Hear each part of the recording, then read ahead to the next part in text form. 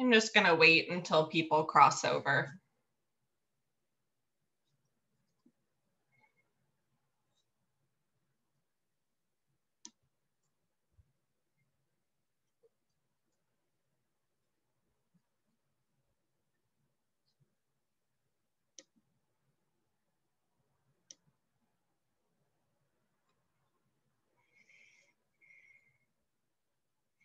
Hi, everyone. I'm just watching you pop into the attendees list right now. I'll just give it a few more minutes because I know you were with Kathy.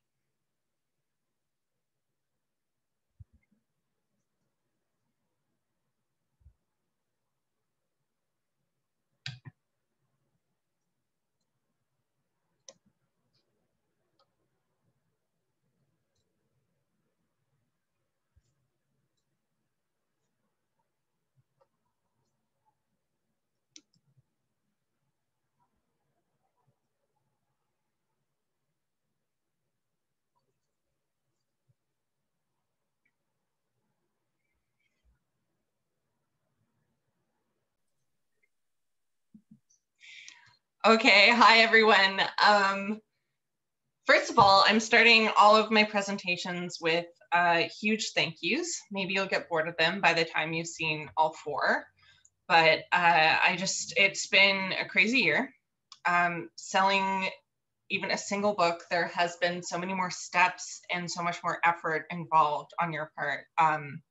So I just really wanted to say thank you for all the hard work that you do for our books and our authors and for us. And it doesn't go unnoticed. So thanks. And this morning, I'm going to be talking about the Penguins Children's List, giving you the great highlights. This should be about an hour, and then we'll take a little break, and then I'll come in with the Penguin Adult highlights. And that's when I'll talk about, I have a few promos too. None of them apply to the kids' titles on this list, so I won't talk about them until then. And I recorded 2 of my presentations just so we wouldn't have to sit here together for 5 hours. That seemed like a lot to me. So I have recorded the Knopf Doubleday Adult highlights and the Random House Children highlights. Lucy, lovely Lucy, as always, has sent around the catalog links for both Book Manager and Catalyst. So you should have those. Oh, I see we have stuff in the chat already. Okay, I see. Feel free to ask me questions in the chat as we go along. I'll do my best to answer. And with that said, we're gonna get going.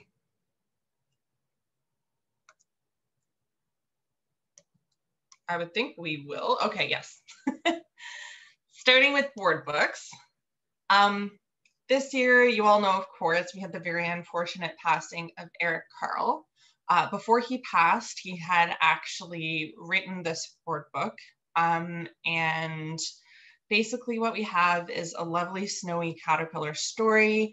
You have our very hungry caterpillar working his way through one of my very favorite things, a snow day. Rhyming text, those classic Eric Carle illustrations, cookies that look totally edible, and we have the traditional little die cut holes in the food. Always super fun. Okay, the very hungry caterpillar eats breakfast. So, similar thing here. This made me absolutely drool. We have the hungry caterpillar working his way through items, starting with very healthy yogurt, reasonable, and working his way through, this looks like the entire viennoiserie section of a restaurant. Again, there's counting elements, and we have die cut little caterpillar holes as well. Okay, I popped this in, not technically a board book, but this is the first ever Eric Carle preschool workbook. We have letters, sounds, numbers, counting, etc. It's interactive. It is a write-in. The material aligns with Common Core standards. So if you do have anyone looking for English workbooks, this is a really great option for preschoolers.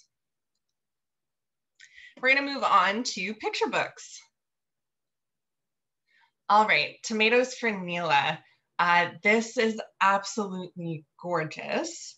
And we have a celebrity author, Padma Lakshmi, who we all know from Top Chef and lots of movies, lots of different places, but this is a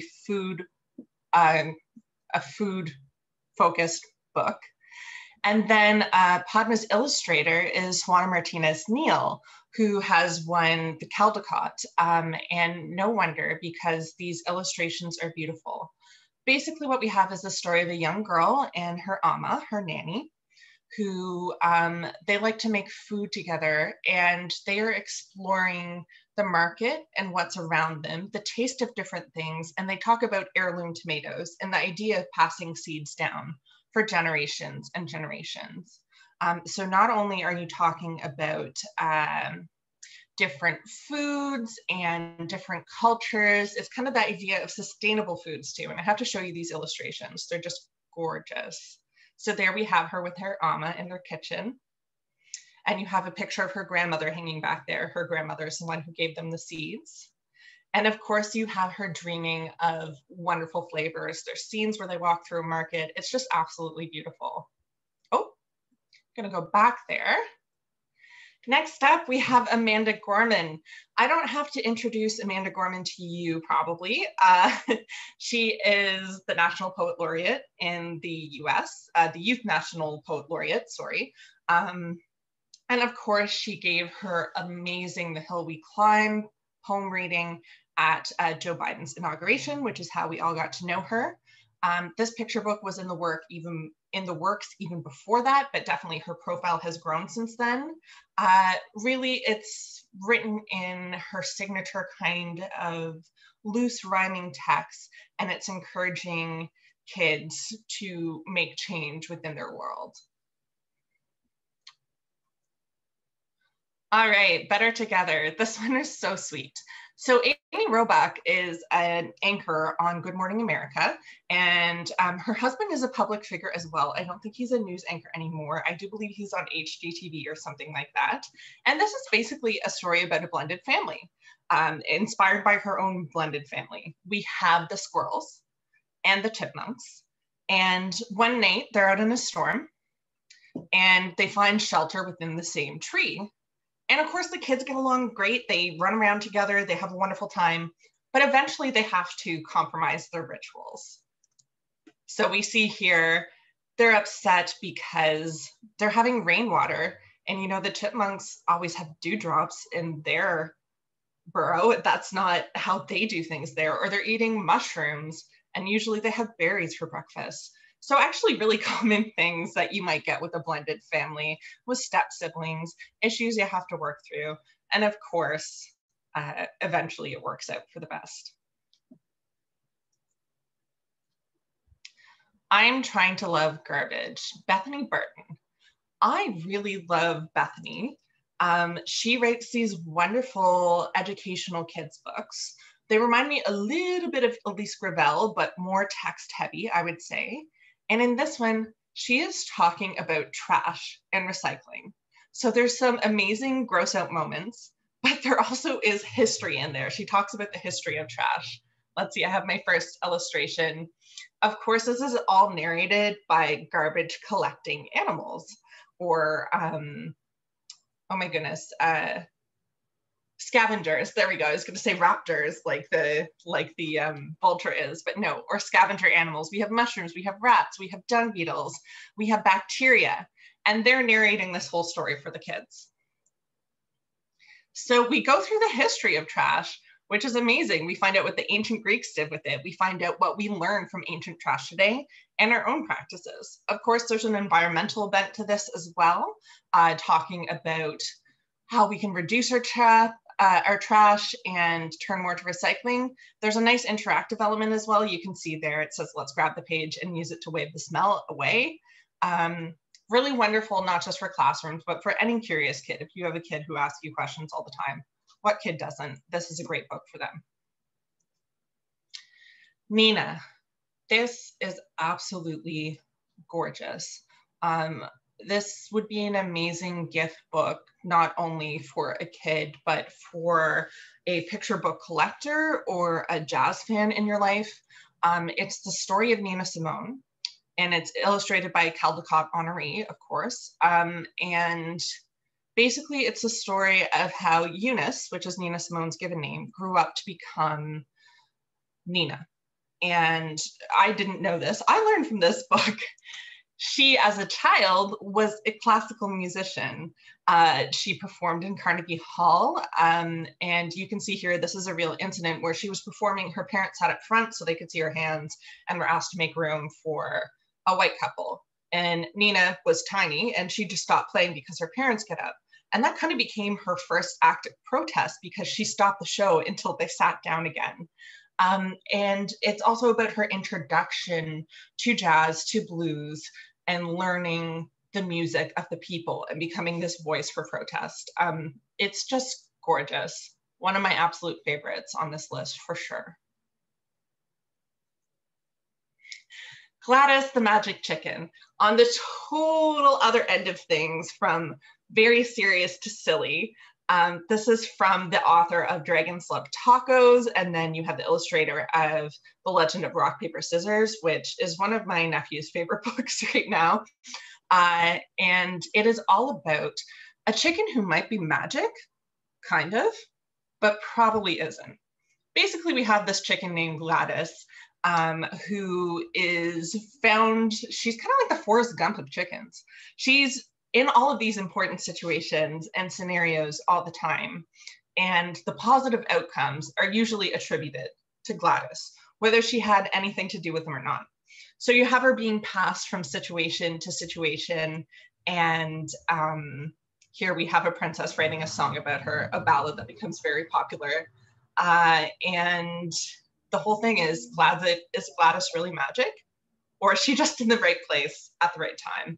It's super silly. It's very fun. The text layout kind of reminds me of Interrupting Chicken. There's some innovative things there, as you can see with the banners. It's a super read aloud. I Don't Want to Read This Book by Max Greenfield. So you might not recognize the name Max Greenfield, but I bet you recognize the actor. He is the actor who played Schmidt on New Girl, among other roles. And this is a picture book inspired by having to teach his daughter at home. His daughter was recently diagnosed with ADHD and dyslexia, and obviously is a very reluctant reader. So this is an ode to the reluctant reader, and it's a super funny read aloud book. Honestly, I think it would work even without the celebrity hook, although clearly he will be promoting it a lot. I'll show you some of the interiors. And I mean, it deals with a lot of the stuff that we know is crazy about English, like the word doubt. What is a bee in there doing in there? Why would we ever put that there? It makes it so much harder to read as a newcomer to reader, or to English too. This is an excellent book for ESL. And here, we'll go to the next page. You can see the text layout is different. There's a lot of fun visual elements to explore. It's just another super read aloud, and I think would be very reassuring to reluctant readers. Calvin, this is another beautiful book. And illustrations are just stellar. I love that cover so much, Calvin's little face. It would be perfect for if you sold Julian as a mermaid or Julian at the wedding at all. This is kind of an excellent companion book to that. It's all about a transgender boy in his first day of school. It's inspired by the author's family story. They have a transgender child, although it's not their particular family story. However, they have experience. So it's all about Calvin introducing himself to his family with his new name. And then his first day of school, what's really wonderful about this is it kind of has best practices for schools and teachers and parents throughout it. So we have the principal who welcomes Calvin by his new name. Calvin's best friend has been told by his parents what his new name is and that he is now a boy, so that he feels welcome and he's being reassured and being greeted with his identity right away. There is some resources in the back as well for parents, teachers. or to go over with your kid as you're reading. Negative cat. I mean, we've all met a negative cat, for sure. Sophie Blackall is a two-time Caldecott winner. And basically, this is a story of a young boy who goes to a shelter to pick out a cat. And he wants a playful cat, or a smart cat, or a cat that will learn tricks and cuddle him and love him. And instead, what he gets is a pretty negative cat. So we see him choosing him there. His cat's name is Max. And the little boy, through trial and error, and his family is getting mad at him for having chosen such a lemon of a negative cat, through trial and error, he discovers what his cat likes is being read aloud to. So we have that wonderful element of book love and the importance of reading mixed in as well. And it's inspired by, there's lots of programs now with libraries and shelters having children coming in to read to the animals, and it's shown to have a very positive effect. Okay, every cake has a story. So Christina Tosi, you might know her as, she's the founder of Milk Bar. She's a super famous celebrity chef. Even if Milk Bar doesn't quite ring a bell, I bet if you saw, she's very famous for a several layer birthday cake that just looks iconic. She has released, I think, 3 cookbooks with us, and is now releasing a cookbook for kids.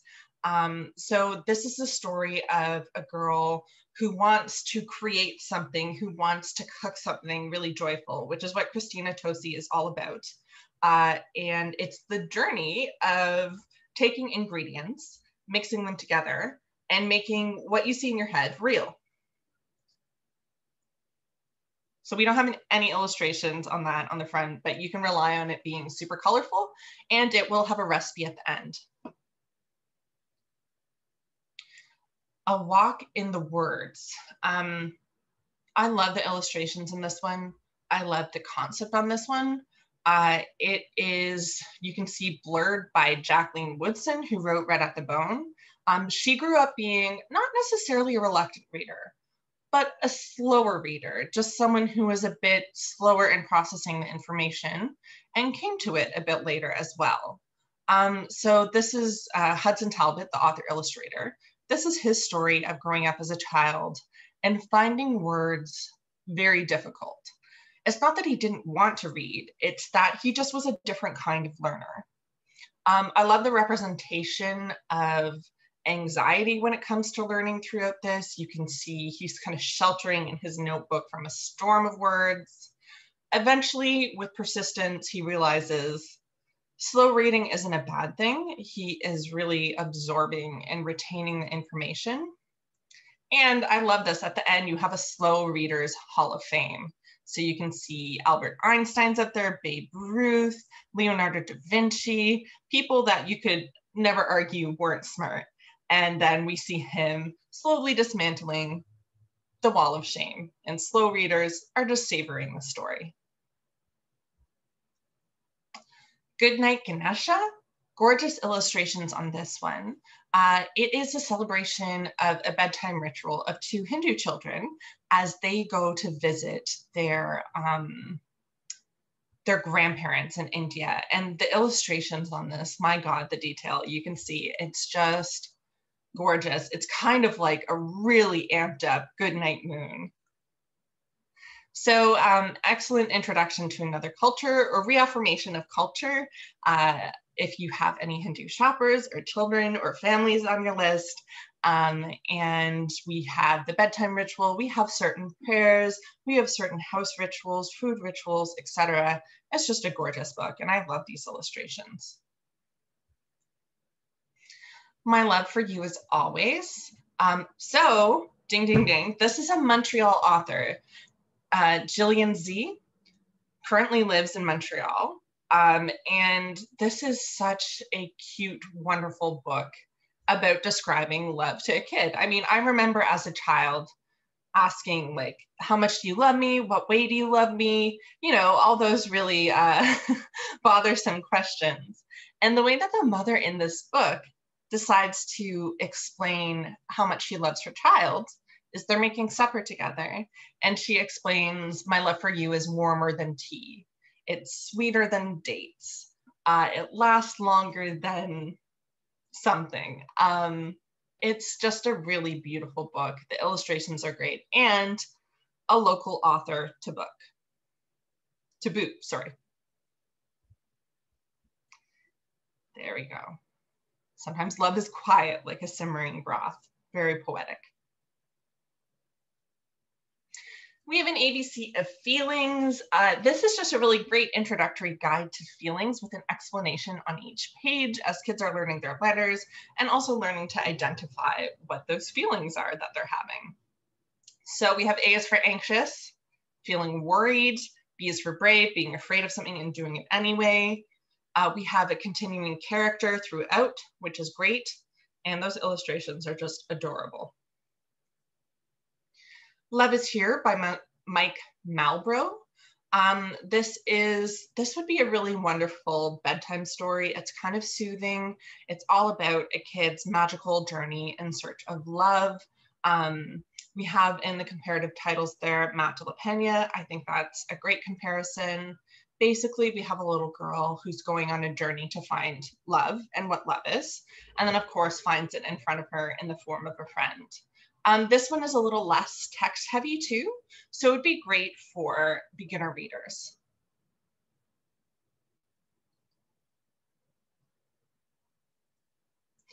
Once There Was a Bear by Jane Riordan. This is really interesting, and I think it will do great. I think it's an awesome Christmas book. What it is a new collection of Winnie the Pooh stories told in the style of A.A. Milne. So Jane Riordan is writing, and then we have Mark Burgess and Ernest H. Shepard illustrating, and it's basically a prequel to the Winnie the Pooh books that we have. I don't have interior pages to show you yet, but I managed to read a little excerpt, and I can tell you that Jane Riordan has the style of the voice just down pat. You would not know that it hadn't been written by A.A. Milne. And it's the story of how Christopher Robin met Pooh in an apartment in London and came to know all the different members of the 100 Acres Woods before they moved there. Just a perfect holiday book, something to really treasure. It's not a straight picture book with that kind of text to picture ratio. There's a little more text in there like the traditional books. And just to be totally clear, this is the traditional Winnie the Pooh. It's not the Disney Winnie the Pooh. The illustrations are going to look exactly the same. Millions of Maxes. So you probably recognize the name Meg Wolitzer. Yes, that is the adult author who wrote The Interestings. And this is her first kids' books. It is a subject that is near and dear to my heart. I really identify with this, being an Emily who grew up in the 90s. It's about a kid whose name is Max, and he thinks he's the only Max in the world. He is unique. Of course, he's the only one named Max. His parents named him Max. Why would anyone else be able to have that name? And then one day we see him in his room with all his Max stuff. One day he goes to a park and discovers, oh my God, there's another Max. In fact, there are many other Maxes, and at first he's kind of outraged that his parents would give him such a common name, but then he ends up making friends with the new Max that he met and gets excited about maybe meeting millions of Maxes in the world, and it's actually really great to have something in common. Okay, The Paper Bird by Lisa Anshin. This would be a wonderful gift for a kid who has just started school. Basically, it's about a little girl who has always done her artwork in her own way with lots of bright colors. Off the page here, we can see an example here. You can see the way that she draws trees is really big and unique and different compared to her classmates. And they start to talk about how different her work is, and that makes her really doubt how she's feeling. And the use of colors throughout this is great. With her doubt, she the colors slowly get more muted throughout the book and go gray. And it's only when she has confidence in herself again, in the way that she likes to do things for herself, that the color starts to creep back onto the page. And we can see she makes beautiful pictures again. Early readers and Who Is. So I have the Who Is series. I know some people call it the Bobblehead series. I'm not going to go too into depth on these because I know you know them. What I will remind you of is these are the perfect length. I do believe there's a lot of projects in grade 3 or 4 where kids are required to read a book that's between 100 and 120 pages. Nonfiction, these books fit right in that category. Super popular for schools and libraries, also great introductions to subjects. So as far as new Who books that we have What Does Black Lives Matter? And then, this was brand new to me, we have a Who HQ, oh, that's hard to say a lot, graphic novel series. So exact same kind of text content, still meets those page parameters, but they are illustrated. So right now we have Girl Warrior of France, Joan of Arc. Illustrations look really great on these. The same kind of research, the same kind of nonfiction content. And then we have Rosa Parks and the Montgomery bus boycott. You can see art style is slightly different on those. And then we have Neil Armstrong, First Man on the Moon. I love the art style on this one, actually. Okay, and then back to the traditional What Is series. We have, what is the coronavirus disease? I mean, I really hope teachers don't make kids do a project on this right away, but here we go, good to have. And then what are the Winter Olympics? On to middle grade. Okay, Last Kids on Earth and the Doomsday Race. This series, this is book number 7. It has just gotten more and more popular.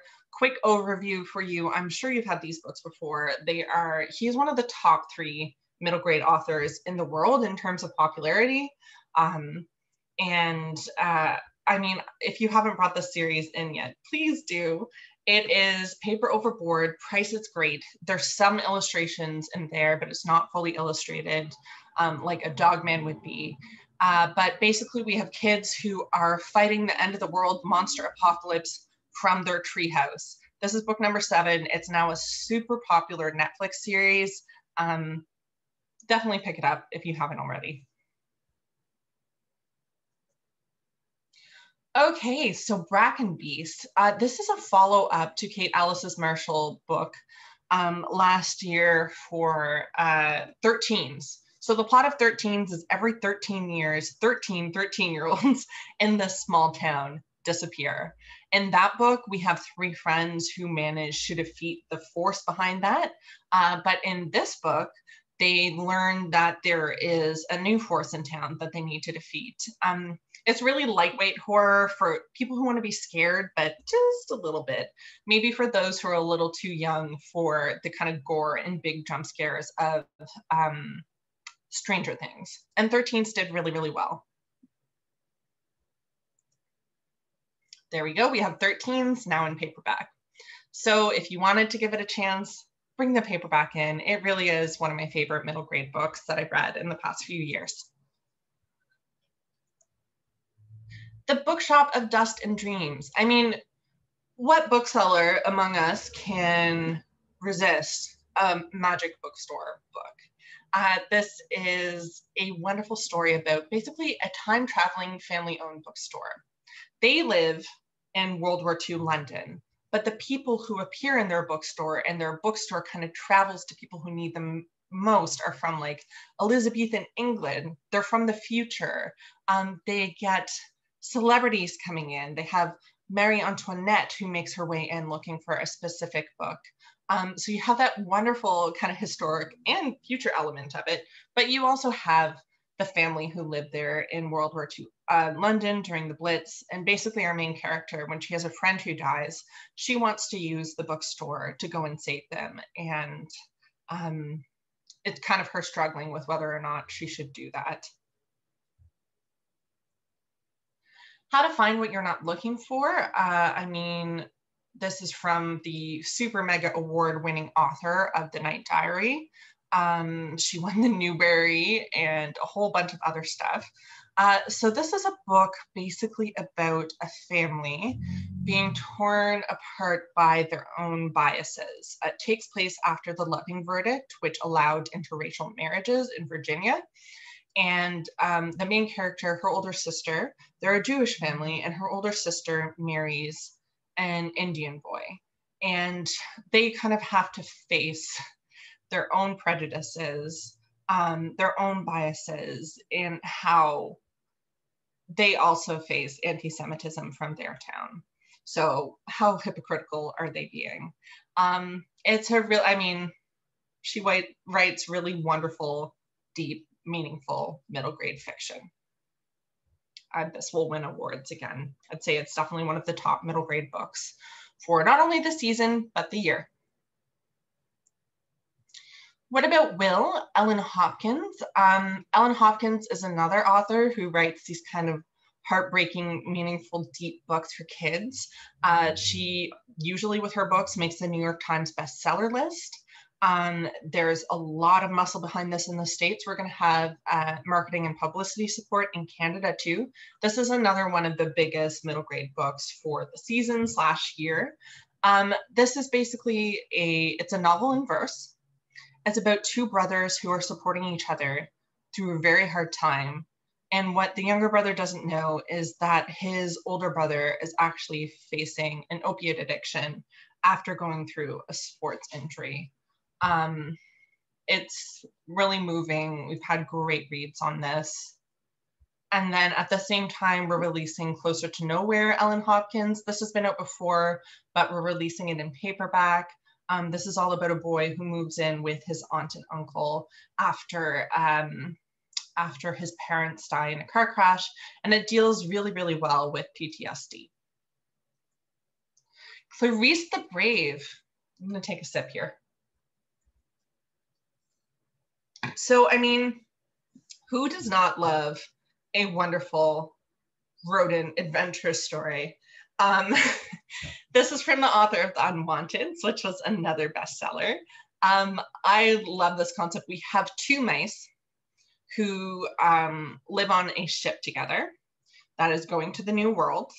And they have a terrible cat on the ship named, I do believe, Miss Lady. And they have a saying that the only safe cat is a fed cat. Then Clarice is the main mouse. We see her there. And her brother are separated when there's a mutiny. One of them ends up on a small lifeboat and one of them ends up on the boat itself. The thing about this book is it's not only a great animal adventure story, it also has wonderful historical content when it comes to learning about ships and voyages and how all of that worked. It's totally fascinating. Born Behind Bars. Okay, I've said it a couple times, but this is another one that is like top tier middle grade for this season / year. This is from the author of The Bridge Home, which was a commercial success, but also a huge critical success. And basically it takes place in Chennai, India again. Our main character is a boy who is born in jail to a mother who's of a lower caste and was incarcerated for a crime she didn't commit, which apparently is quite common for lower caste women there. And when he's 7, they have a school in the prison. This is a real thing. They have a school in the prison. And when he's 7, he's told that he is too old to stay now and basically sent out into the streets. It's a really great introduction to children about what kids in other areas of the world actually have to contend with.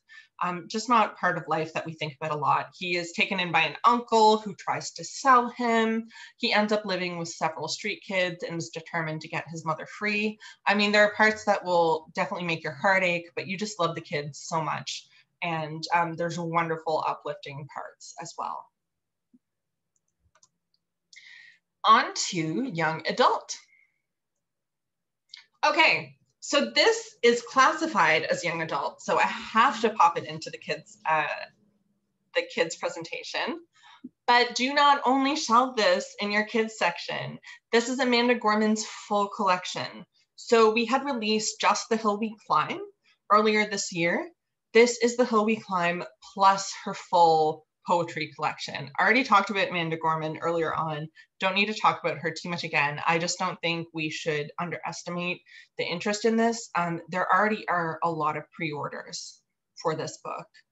This is a wonderful one to promote. We do have assets available as well that we link to in our weekly newsletter. Definitely one to put on your social media feeds. So here we just have our full Amanda program. To remind you, we're going to keep doing more books with her. There's already children's books on the way. So we have The Hill We Climb, that poem by itself, Change Sings, her new picture book, and then The Hill We Climb and Other Poems, which is the full collection. You can see that the picture book and the full collection are going to go on sale the same day. Excellent opportunity for a display or a little table or even a window. Again, this is something that's going to appeal to adults as well as kids. So don't just put it in your kids section. The Other Merlin. All right, the best way I can describe this is Gossip Girl meets Arthurian legends. And that sounds like something that a teenager would want to read.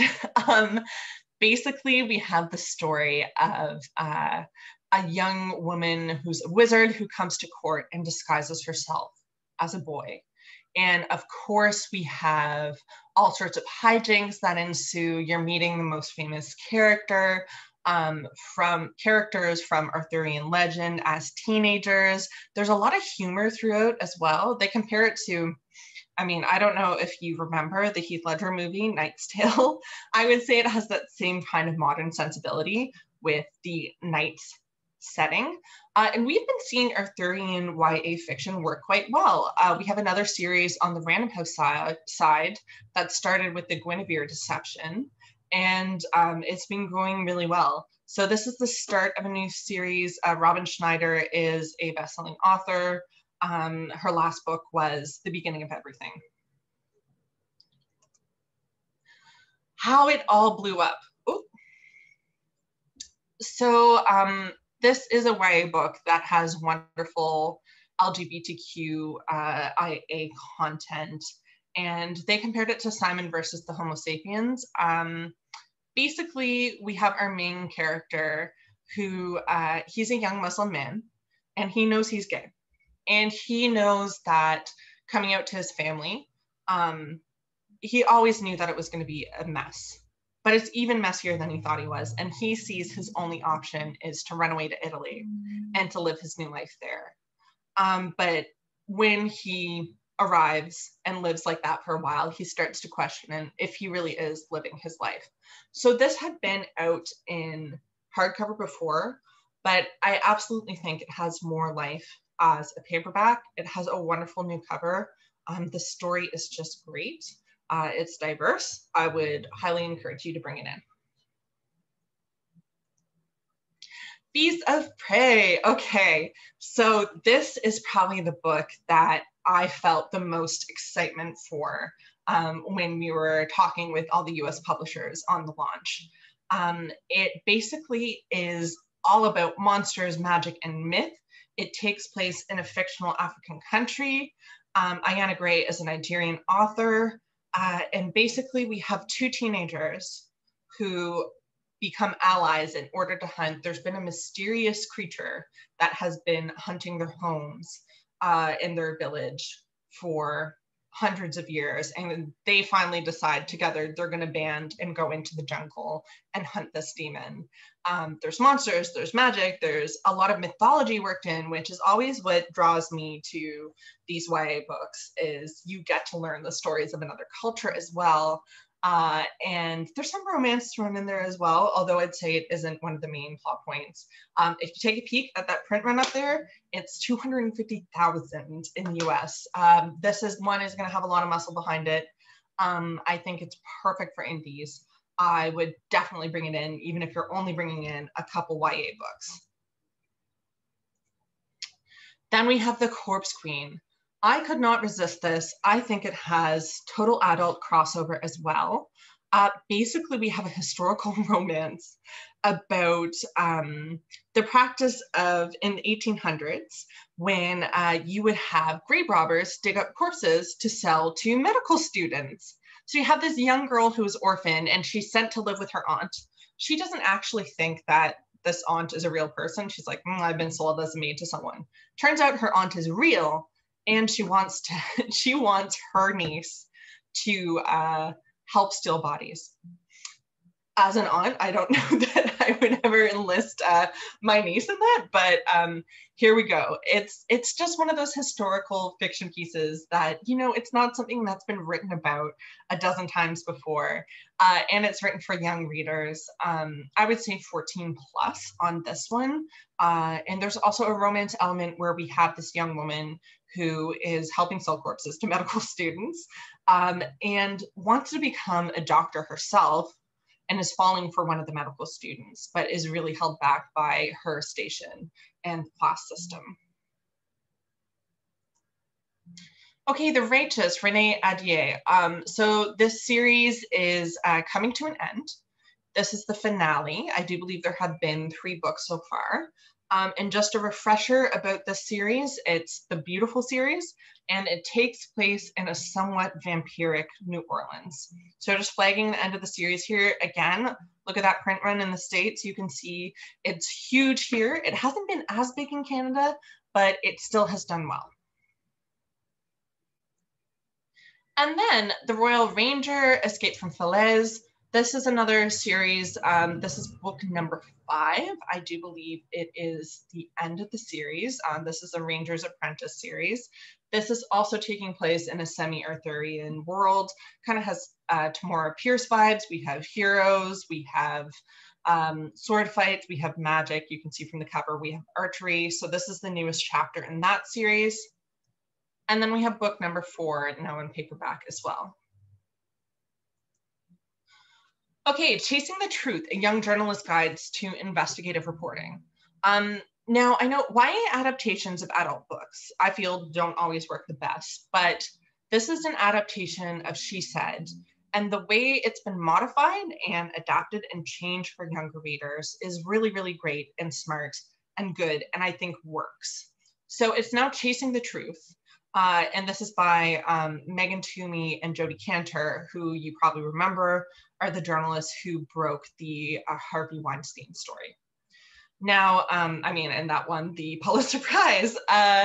So this is more about, I wouldn't be too worried about content in this. There's nothing graphic.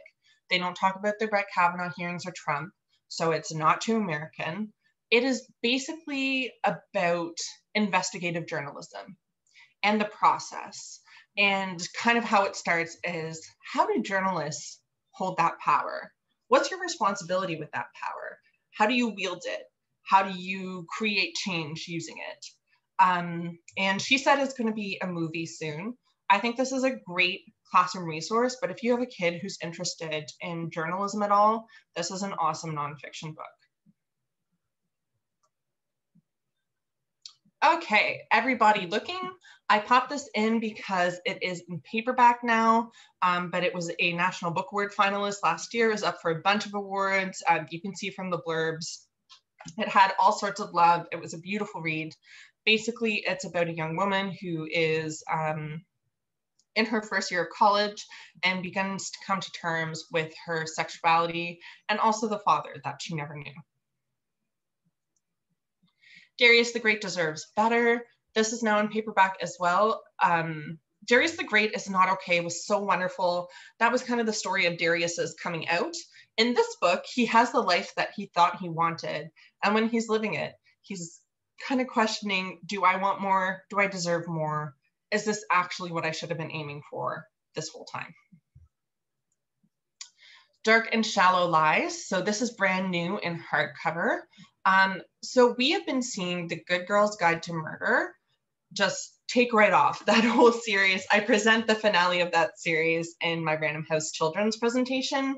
But if you've been selling that at all, you should be able to sell this. And if you've been selling Karen McManus at all, this is a great, I feel like this is a great book for a kid who's finished all her books and wants something more. It's about a town that has the most psychics per capita in the US. It's kind of a town on the edge of a swamp. Our main character is a young woman whose friend has disappeared.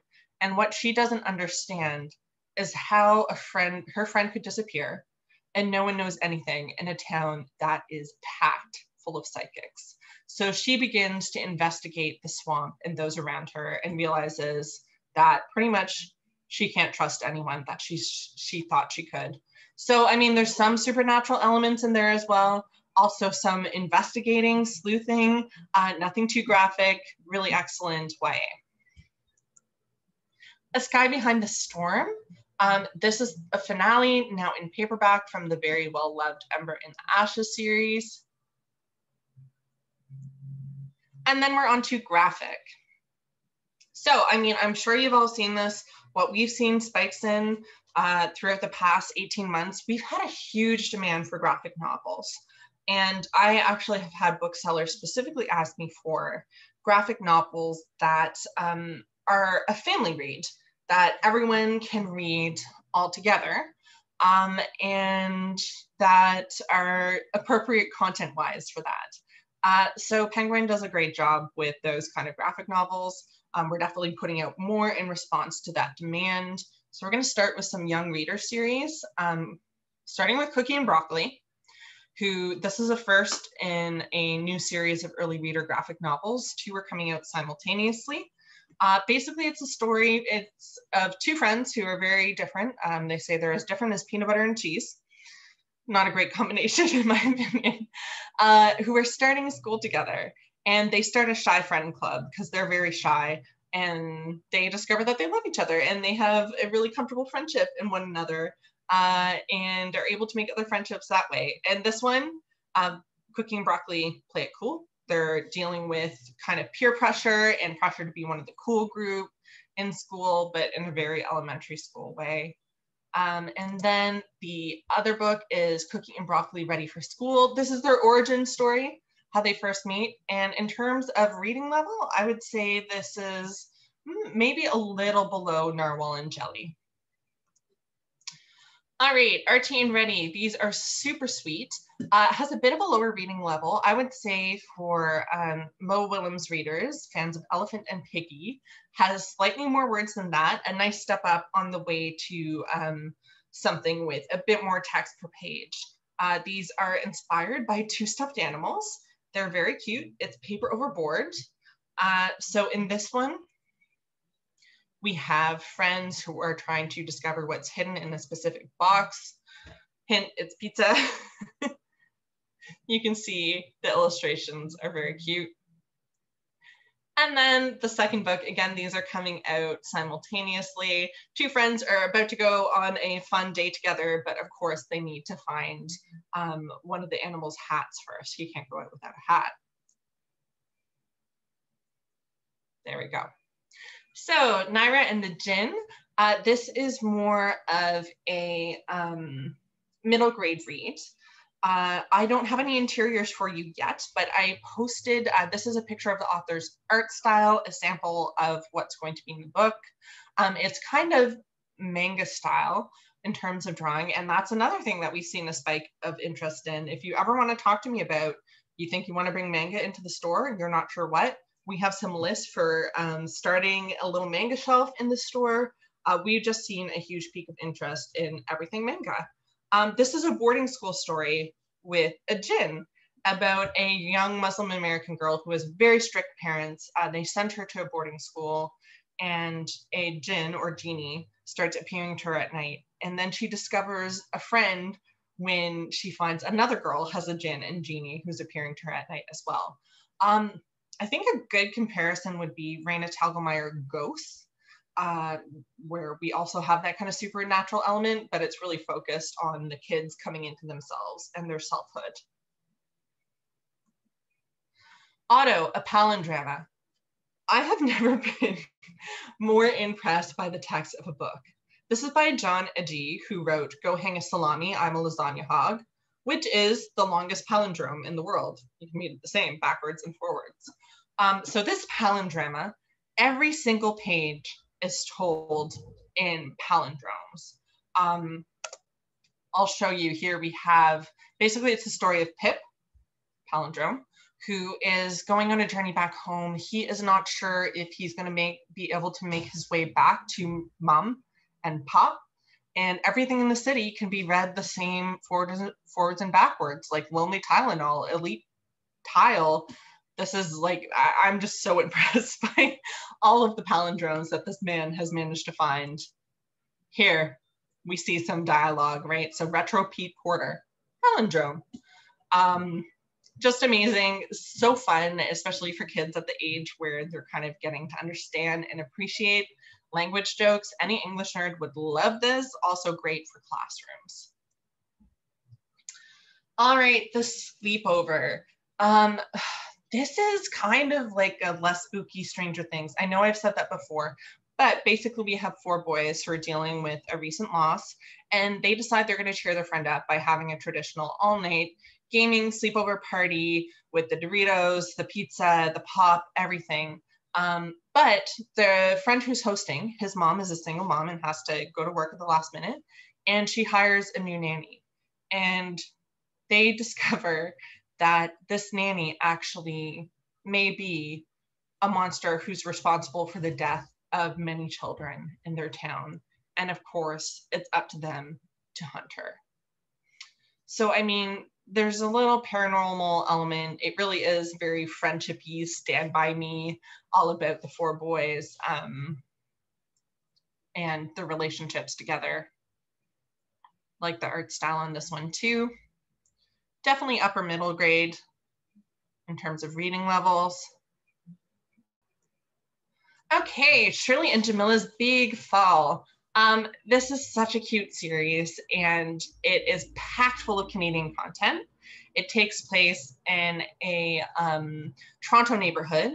All of the references are, I mean, like what's on the radio, etc., are Canadian and recognizable and wonderful for kids. Basically, it's about 2 young girls who are the Sherlock and Watson of their neighborhood. In this book, this is book number 2 of the series.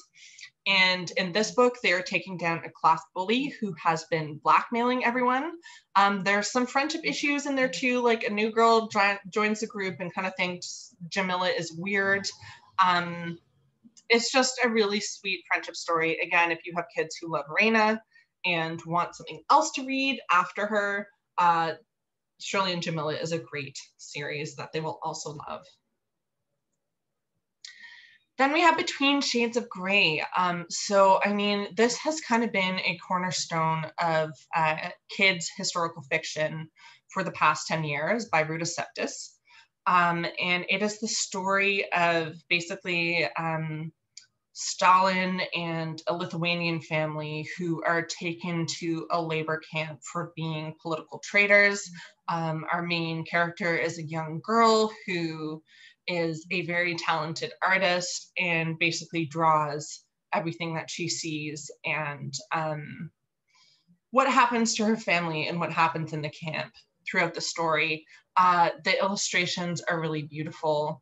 I mean, harrowing. And then we also see the illustrations that the girl does throughout. Just a few years ago, 2018, this was a movie. They retitled it Ashes in the Snow. It's just a really wonderful adaptation of a book that every kid should read, and maybe every parent should read with them. All right, so after that was a bit of a down note. I did group together a bunch of holiday picks for everyone. This ranges from board books to older books. So let's take a peek. You need to have a good holiday table or shelf or window. So we're going to start with a picture book. This is very cute. It's by Poppy Harlow, who's a CNN anchor. I mean, extra publicity and public profile certainly never hurts. It's basically about a little boy who loves big everything. He loves the biggest trucks. He wants the biggest slice of pizza. He wants a king-size bed, and he is in charge that year of picking out his family's Christmas tree. And he actually ends up surprising himself by going for a little Charlie Brown tree that is in need. It's a very sweet story. Illustration style is great of snow in the city. I know it's supposed to be in New York, but you know what? That picture right there reminds me of Montreal as well. And here we have him with his dog drawing a giant Christmas tree. So this is Christmas, Tracy Andreen. Over the past couple of years, we have just seen this huge giant spike, I'm sure you've noticed in your own lives, of interest in Hallmark Christmas movies all the time. And it doesn't seem like the boom is going to stop. So Tracy Andreen actually writes for Hallmark.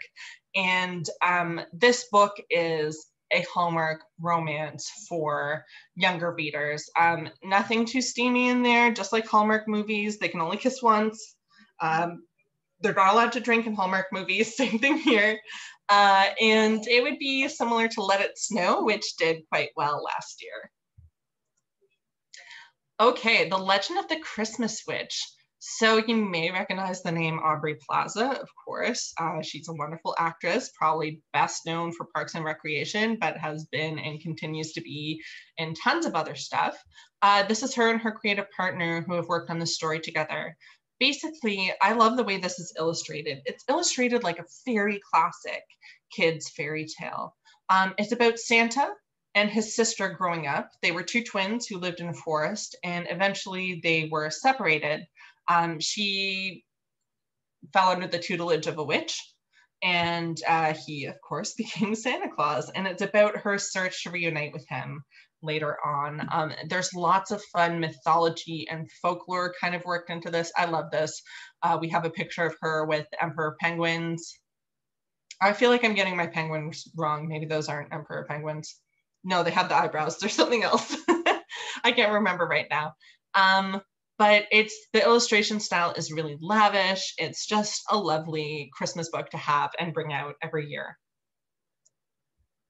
Okay, Jan Brett's The Nutcracker. I don't have to say too much about Jan Brett. Her illustrations are amazing. And of course, she sells the best at Christmas and during the holidays. The illustrations, I can't get over them. I had Jan Brett as a kid. Just so beautiful. And this is the story of the Nutcracker. So of course we have those side panels that she does with the little details of the characters. And it's just gorgeous. Yes, the dancing bears. Beautiful.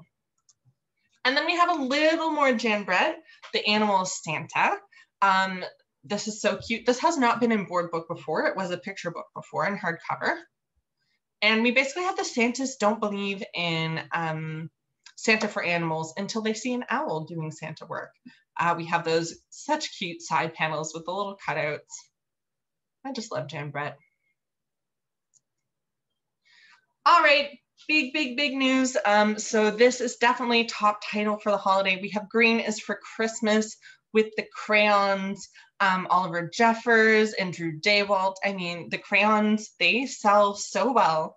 And I mean, they continue to sell. This is brand new for Christmas.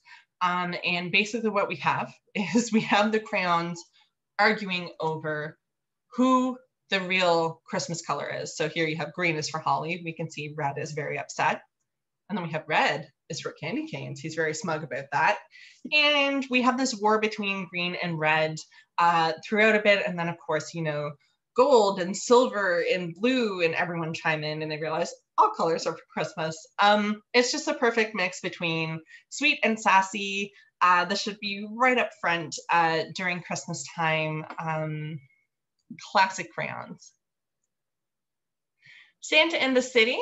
This would be great, especially for you Montreal and Quebec City stores. Basically, it's a little girl who believes in Santa, but she lives in a busy city. And she's not quite sure how Santa does it. Like, parking spots are always taken. Where's he going to put his sleigh? How's he getting into the houses? And she gets a very detailed explanation from her mother that reassures her, of course, Santa can do it in the city just as well as he can everywhere else. It's really, really sweet. And you get to see these recognizable scenes of Christmas time in a more metropolitan area. Then we have Christmas, Here I Come. This is a collection of very cheerful poems, and this is from the author of Kindergarten, Here I Come, which was a similar format. So here you can see when Christmas comes to town, and then I like this one a lot. It's a poem about different Santas all around the world. Then we have Hanukkah, Here I Come, again, same author. This is a paperback, and it does come with stickers. Basically, we have explanations of Hanukkah traditions. So we have what happens at sunset, what we're cooking, the tradition of chocolate guilt, etc. All right, I have a few Valentine's books in here as well. So first we have a book by Adriana Trigiani, and Amy June Bates is the illustrator. She's a pretty beloved illustrator. I mean, I recognized her style right away. This book is hardcover. It also includes removable Valentines. It's a really sweet story, basically about a little girl who she has, I think, 6 siblings. They live in Appalachia, and she loves Valentine's Day. And when she wakes up in the morning, the house looks normal. And over the course of the day, she and her mother transform it into a house of love. And what she really wanted for Valentine's Day was to spend time and bond with her mom. It's super sweet. Then our last Valentine's Day pick is Love from Madeline. I mean, Madeline is the original Brave Girl of kids books. This is a Valentine's Day book. It is paperback, and basically we have the traditional characters going about their day and doing some extra acts of love. I love that they're giving something to Miss Clavel. I feel like she has a pretty hard job. And they're planning on putting out one of these seasonal Madeline books, one for each season for a little while until we have them all covered. Okay, so I could not possibly do justice to the entire DK list in this presentation. If DK is something that you buy a lot of, please just let me know, and I'm happy to go over the full catalog with you. What I did is pick out, because we have quite a few reissues and books that have updated information, for example, like Space with updates. So I've included the top new publications from DK, but if you want more, please just let me know. I'm more than happy to send that your way. Okay, so we're starting with a new dinosaurs book. I mean, we know what DK does well, and it's nonfiction. It's these huge kind of illustrated, wonderful, extravagant educational books. They have a matching flashcard set to match with this, and we're looking at dinosaurs through fossils in this one. There we go. Okay, what's the point of science? So this is a companion in the What's the Point of series. Basically what it does is it walks you through key scientific discoveries using examples and these illustrations. So here we're looking at sonar / radar / echolocation. All right, so that's the discovery of penicillin. Allies. This is a really excellent book. I hadn't seen a book that was strictly on this subject before.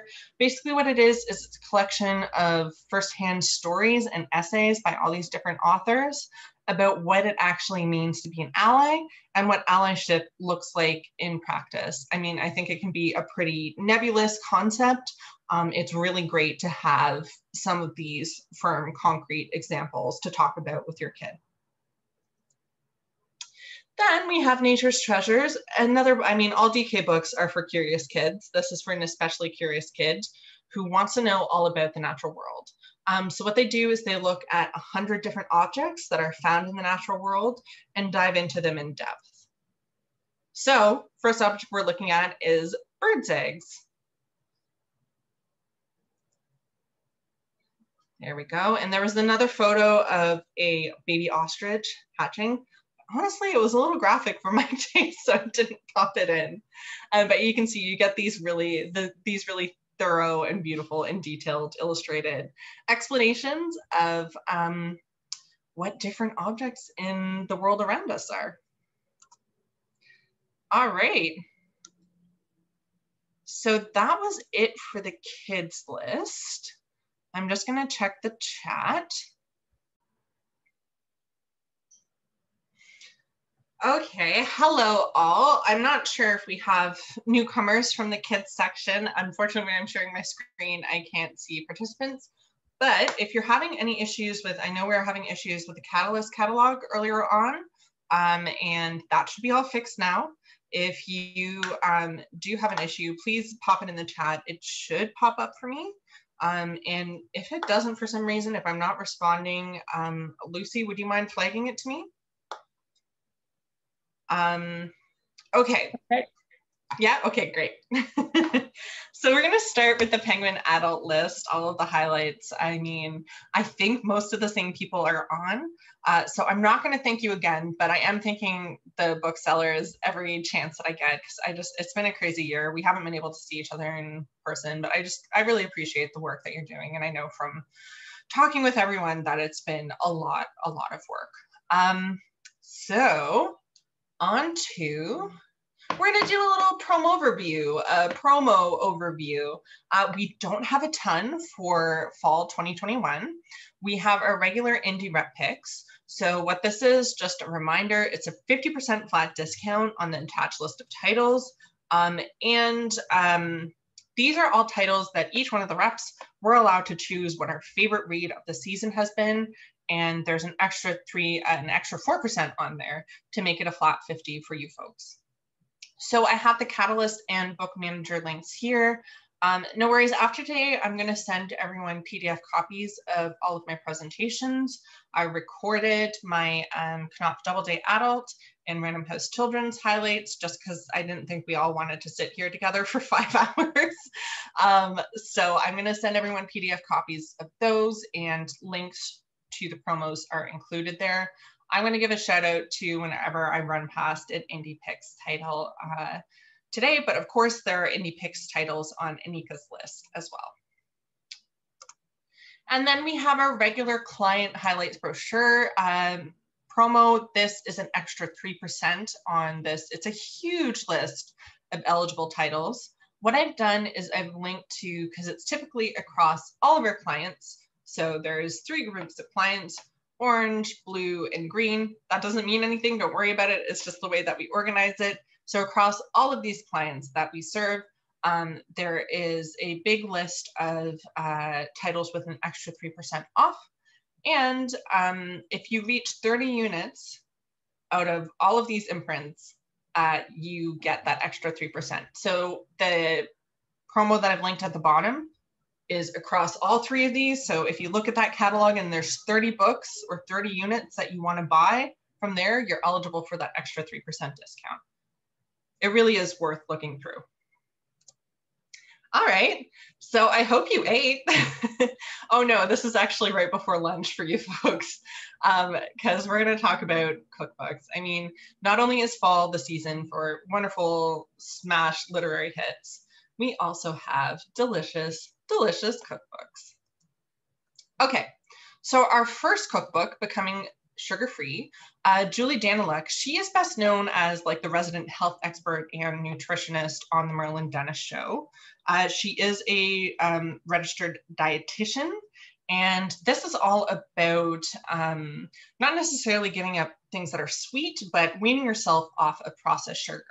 So it's not only a cookbook, she goes into the history of sugar, and she looks at 25 alternative sweeteners to sugar, not like aspartame, but more focusing on things like stevia, etc.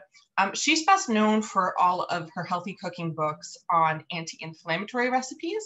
That is brought in here a bit. It basically, she says, giving up sugar will help with inflammation. And we sold very well in the Independence last time with her book. And there are also, in addition to, I included a couple of spreads because this will show you, like, it really is an informative book. It's not just a cookbook. She talks about what sugar does and why it can cause inflammation, different forms of sugar, what to look for. And then you do have these wonderful recipes as well. I don't know, that artichoke dip looks really good to me right now. The way it's organized too, she does have icons for certain diets, needing to avoid certain things. And yeah, Meals That Heal Inflammation was her most popular book. It's original trade paperback as well. Mama, the cookbook. You should be so excited about this. I definitely am. Montreal folks, you probably know of the Maman Cafe. This is a Montreal husband and wife team who basically wanted to bring French cuisine to the home cook. They don't only have cafes in Montreal, they have them in Toronto and New York as well. This is 100 recipes for all 3 meals, not only kind of croissant and viennoiserie, but you have breakfast, lunch, and dinner as well. It's accessible to the home cook. Some of the recipes are a little bit of a challenge, but there are no super wild ingredients. And they have extremely strong media connections. And I mean, they're going to be all over Montreal, which is where they currently reside. What I really like about the layout of this book is they have included places where you can make it your own by adding your notes on the recipe. So things that you've had to change, what didn't work, what you'd like to change for next time, how it turned out, how your family responded, which is kind of what I do with cookbooks anyway, but this actually has it built in. And the photos are as beautiful as the cafe. Oh my goodness, flipping through this, I just wanted to eat everything. All right, Earth to Table Bakes. So you probably know the Earth to Table books. And I mean, I don't need to tell everyone that baking really took off over the past 18 months. No need to say why. It's pretty obvious. The authors, Bettina and Aaron, are 2 longtime pastry chefs who really wanted to bring seasonal recipes and the idea of eating farm to table to home cooks. So this teaches the fundamentals. It gives you 100 recipes. Some of them are dead easy. Some of them are more challenging. It's really designed for everyday baking. If you sold Babette and Belle or Duchess at home or butter baked goods, this is right in that vein. I need to show you, I had to include this picture of the biscuits because, oh my God, that lamination, I aspire to that someday. Maybe I'll get there, but they are just beautiful. And then you have everything from everyday biscuits, scones to more celebratory desserts. Here we have a gorgeous naked birthday cake. They also have seasonal sections. Oh, I'll go back. They also have seasonal sections as well, talking about gatherings, occasions, etc. Okay, this is the last cookbook, so you won't be drooling for too much longer. I honestly feel like I'm salivating just sitting here. So these are really home style recipes. They have published with us before, and it's a wonderful cover on this. I think it's just delicious. The hook for this is basically, these are all recipes that can be put on one big platter and shared family style. It's stuff that you can pass around the table and dish out onto your own plate. Honestly, that's my favorite way to eat. And it's 140 recipes. They own Ruby Watch Co. in Toronto, which is a wonderful, wonderful restaurant. This isn't connected to the restaurant though, don't worry about it. It's not too local. It's not recipes from that restaurant. They are just wonderful cooks. So we have stuff from Korean barbecue tofu lettuce wraps. Honestly, these are kind of everyday, weekday recipes. And then tandoori chicken naan pizza looks pretty awesome to me right now. So if you sold her past book, Farm to Chef, then this is more for the home cook. You could definitely do that as well. All right, we are going to start with nonfiction. And I have to say, all of the lists, my Knopf list and the Penguin list, oh my God, it's an embarrassment of riches. There are just so many wonderful books. We're very fortunate this year. So Life in the City of Dirty Water. This is a memoir from Clayton Thomas Mueller. And it's a story of how Clayton basically went from a path of addiction and crime to global activism through rooting himself in his Cree traditions. It takes the reader to, it's set in Winnipeg. He was born to a teenage mother who was forced to give him up. He was in and out of school, out of jail, dabbling in drugs, ended up as a gang member. And really what saved him was the concept of warriorhood within the Cree culture. And that's when he realized that he had to fight for his people and that he needed to learn the way of a real spiritual warrior, to let go of anger, to become more peaceful, and to find forgiveness for those who had wronged him and his people historically. He is an amazing climate activist. He has been named one of the top 30 under 30 activists in the United States and North America. He is from Canada. He's a public speaker. He talks all about his activism all around the world. He has quite the platform. He's been published in many magazines, books, and he also is a speaker. I think this really has real course adoption potential. And it is a personal story, but it's also very policy and activism oriented, and combines elements of the personal memoir with real solutions for protecting resources and especially water. I would compare this to, I'd say, Sheila Watt Coulter, and I know that you probably sold her. I think you can definitely sell this. The Moment, Andrea Constad. So Andrea Constad may not be quite a household name, but she should be. So Andrea is Canadian, and she is the woman who was the linchpin in the case to bring Bill Cosby to justice, and allowed 60 other women to come out and speak against him as well. She's a total hero, and I actually didn't realize that she was Canadian.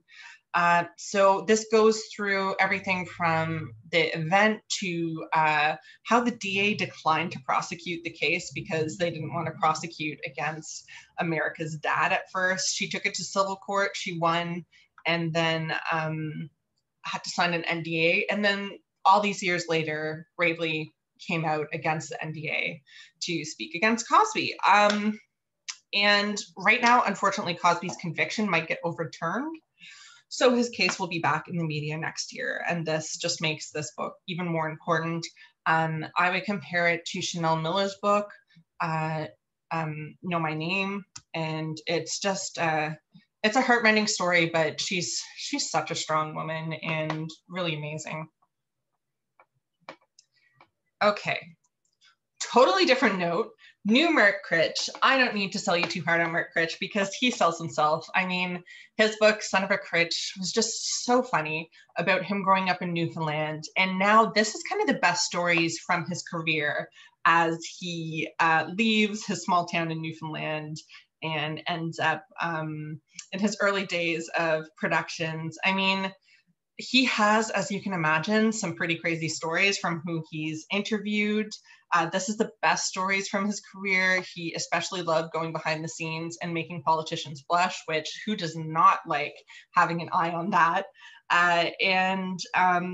He put no limits on what he says, and he's genuinely funny. I can't recommend the audiobook for Son of a Critch enough. Of course, he has a huge platform. He's still on This Hour Has 22 Minutes.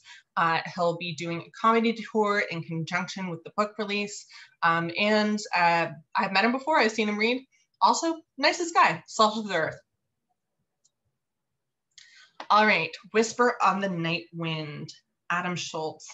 Oh shoot, I look at my notes and of course the cover has released today and I didn't see it until right now. So Adam is of course a Nat Geo explorer. He's one of the best known Canadian explorers. We all know him for his books where it's kind of him in nature. So Alone Against the North, A History of Canada in 10 Maps, and his most recent and most successful book, Beyond the Trees. This is a totally different story, and I'm so intrigued. I think it will appeal to a wider audience. Basically, it's a story of Adam travels to a ghost town in Labrador. And why he decides to go there is because in this town, there is a legend. Basically, in the 1800s, there was a strange and mysterious creature that stalked the town and its townspeople. And you might say, you know, what makes that any different from legends of Bigfoot, et cetera, et cetera. There are a lot of firsthand accounts from scientists and doctors, as well as townspeople who experienced at the time. So he goes out to this isolated ghost town in northern Labrador to talk to people about the folklore behind this creature and hunt it through the woods. I don't mean hunt to kill, I mean try to find it. It's an adventure story wrapped in with mythology and folklore and investigative journalism. We have 2 more books from Adam Schultz coming, not stopping anytime soon. And I don't know, I'm really excited to read this one. Don't be trashy. So on the Knopf Doubleday list, we have a zero waste cookbook, and this is a book from the founder of the Zero Waste Collective. It's a paperback original, and really it's all about how to reduce physical trash in your life and focus in on what really matters. It's very focused on practical tips. So you have zero waste shopping guides, you have how to buy long-lasting furniture while you're on a budget, all sorts of practical things that really take the intimidation out of the idea of going zero waste. Okay, so this next book I did not know I was going to be able to tell you about until like 5 minutes before I started presenting today. So I just popped in the asset as quickly as I could. This isn't quite the cover, but we just released information today. So this was Untitled 5721, and I can now tell you that it's Over the Boards by Haley Wickenheiser. And this is going to be a big sports bio. So Haley, if you didn't know, she is a hockey player. She was the first female to play hockey professionally as her sole source of income other than a goalkeeper. She was on the Canadian Olympic team for 23 years. She, as well as 2 other Canadians, hold the record for the most gold medals ever won at the Olympics. She just has this incredible, oh, I see I have a chat. Saw her wearing her mask below her nose. Kim, I'm sorry, she is a doctor, so she has no excuse for doing that. But she is an absolutely incredible athlete. And now she works for the Maple Leafs. I mean, she's inarguably the greatest women's hockey player to ever lace up. She's also known and admired. Somehow she found time to go to med school and become a doctor throughout all of that. And I mean, this is a hockey memoir, but it's also the story of a really remarkable person and life lessons. She's now retired from hockey, but still obviously very much working in that world. Yeah, this is going to be a big, big book, especially over the holidays.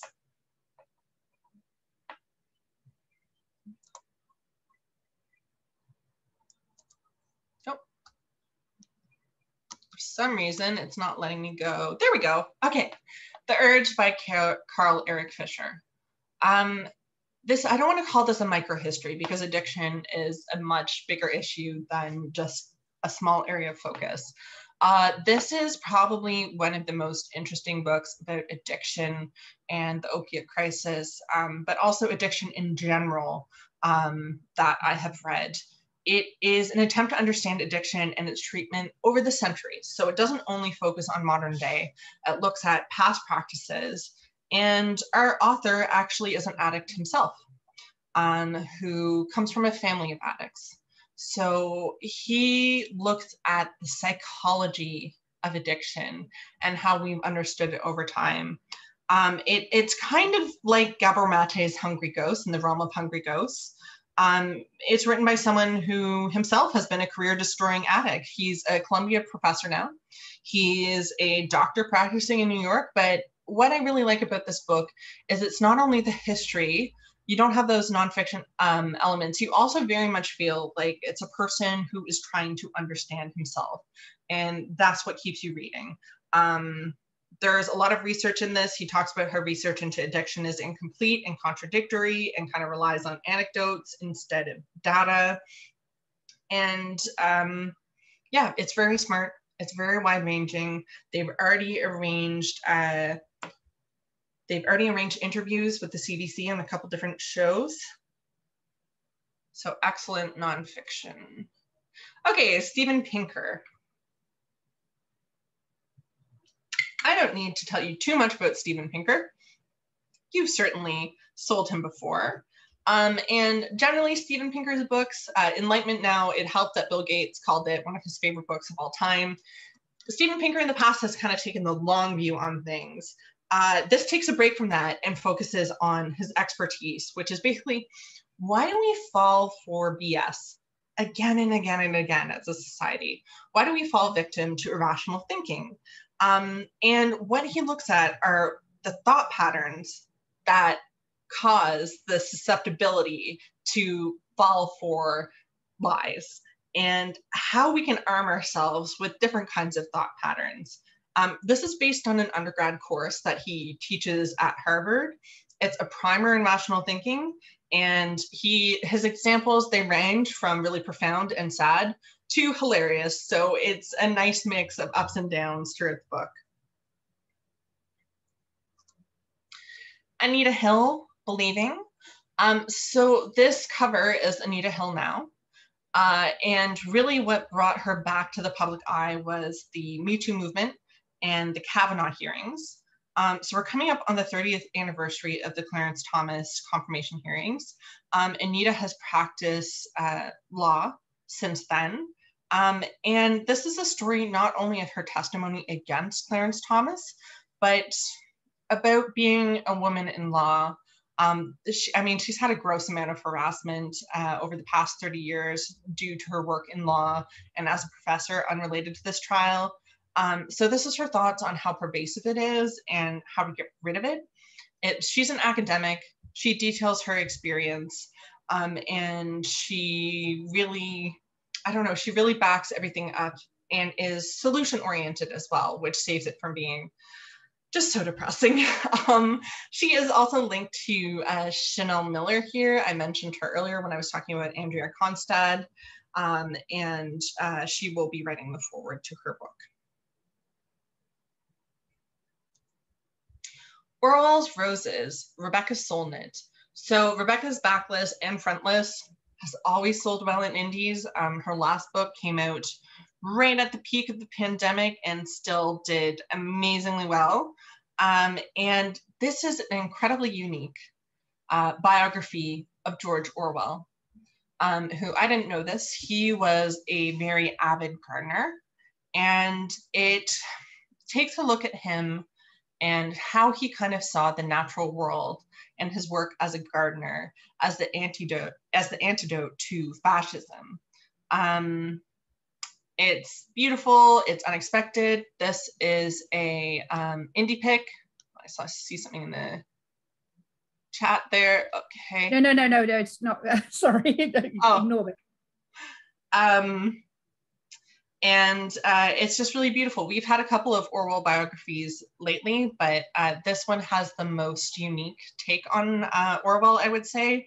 And it's an indie pick, so you get that extra 4% discount. All right. So the next one, unlike Haley, I can't tell you anything about. They are only releasing information on this on Saturday. I wanted to give you the ISBN and the information so that you could put it in your system. It's a big celebrity memoir. and is being co-written with a best-selling author. Again, I really can't answer any questions about whose memoir it is or what it's about. All I will say is you will want to get your fresh print all over this book. And that's all I can say. Okay, moving on to an excellent music gift book for Christmas. We have Led Zeppelin, the biography. Bob Spitz is probably best known for his book about the Beatles. I mean, I said I'd gift for all the dads and uncles. That's just who I associate Led Zeppelin with, but they're also awesome, and all the music lovers in your life. Bob Spitz is an excellent music journalist. He takes the music so seriously, and this is a bio that really gets into the 60s and 70s zeitgeist. It takes you behind the scenes. As you can imagine, there are some pretty good Led Zeppelin stories, and they're a band that's hugely mythologized. So here you get to learn the truth behind Led Zeppelin. It talks a lot about the music business and culture of the time as well, which just adds another layer of interest. Oh yes, this is timed for the 50th anniversary of Stairway to Heaven. Little Pieces of Hope by Todd Doty. So Todd Doty, don't worry, this isn't pandemic content, but during lockdown, he was living in New York, and what he started to do to try to cheer himself up and others up is he made lists of wonderful little things that just made him happy. And this book has light illustrations as well. It's kind of, I'd say it's for fans of the Book of Awesome and Dusk Night Dawn and Good Morning, Good Night by Lin-Manuel. It's 14,000 things to be happy about. Yeah, I think this is just the kind of thing that people need right now, is to read a list of really wonderful things that we'll be able to experience again. And the illustrations are super cute as well. It's a nice gifty little package. It's paper overboard, $22. Okay, Phoebe Robinson. I'm very excited about this. So please don't sit on my bed in your outside clothes, which is a sentiment I never had voiced until I saw this title, but totally agree with. This is the first book of a new imprint called Tiny Reparations, which will be run by Phoebe Robinson. This is, I have a little more information here. It is an imprint that is going to focus on diversity and BIPOC voices and new voices and marginalized voices. It is going to be supported by Detton. We're going to continue selling them, of course, and you're going to have a couple of books a season, around 3 to 5 a year, fiction and nonfiction. The nonfiction is going to be essays that highlight diversity. This has gotten quite a bit of title. A lot of people are huge fans. Quite a bit of title, quite a bit of attention. A lot of people are huge fans of Phoebe Robinson. She kind of came up as the, she was one of the podcasters on Two Dope Queens, which later became a show. She does very, very funny essays, which is what Please Don't Wear Sit on My Bed in Your Outside Clothes is as well. So, I mean, they have perfect for fans of Roxane Gay, Issa Rae, Ali Wong, Mindy Kaling. I would add Samantha Irby to that as well. She has so much celebrity support. Michelle Obama's a fan. As you see, Roxane Gay is a fan. And it's going to be a wonderful book. Sorry Not Sorry, Alyssa Milano. I feel like I brought the Brett Kavanaugh hearings up today more than I ever have in my life.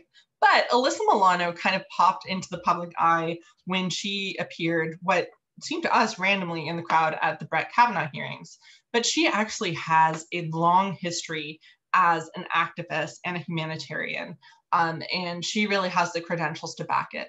So this is her memoir. It is somewhat about growing up as a child celebrity in the public eye, etc.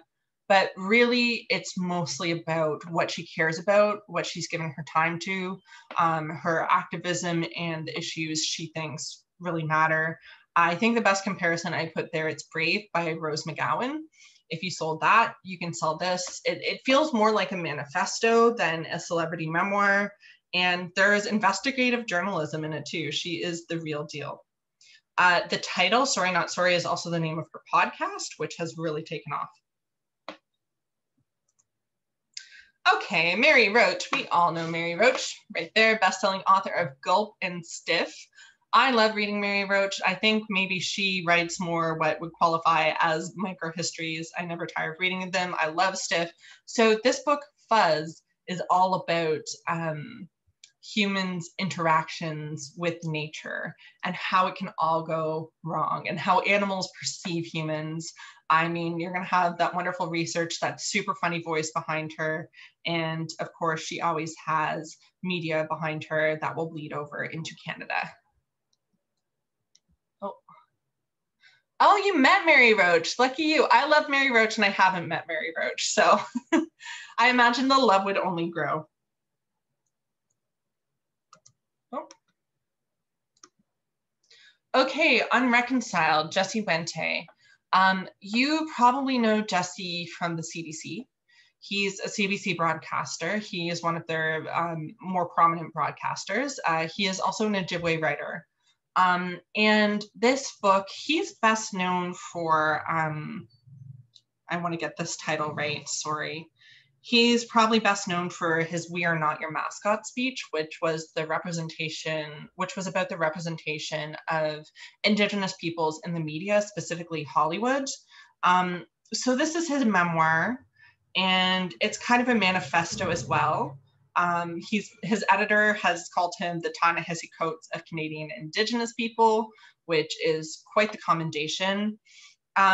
Basically, he shows how false Hollywood images of the Indigenous person have caused him real harm. So in addition to the memoir elements, he also talks about how Canada's approach to reconciliation is all wrong, because you can't reconcile something that wasn't on equal footing in the first place. So his thesis is kind of, there never was an equal relationship between Indigenous peoples and Canadians. So there's not something to reconcile. We have to build from scratch. I mean, if you have read and sold Inconvenient Indian, The Skinner Inn, and The Reason You Walk, absolutely you should bring Jesse in. And I mean, of course, the CBC will be all over it. He has multiple shows on the CBC, and he's an incredibly strong voice. Yes, you also see he's been blurbed by Thomas King there, who is a huge supporter of his. I do want to point out too, this is a very different book than In the City of Dirty Water. I think you need both. I think you should bring both in. This is more memoir. This is more personal. This is more about reconciliation and how that process is flawed. And In the City of Dirty Water is more about activism. It's more about conservatorship, protecting land, and about one person's journey to find his own culture. People Change, Vivek Shreya. So this is Vivek's follow-up to her book, I'm Afraid of Men. Again, it's that same kind of small but powerful package. I think the cover works so well. Last time we're looking to do something just as graphic and standing out.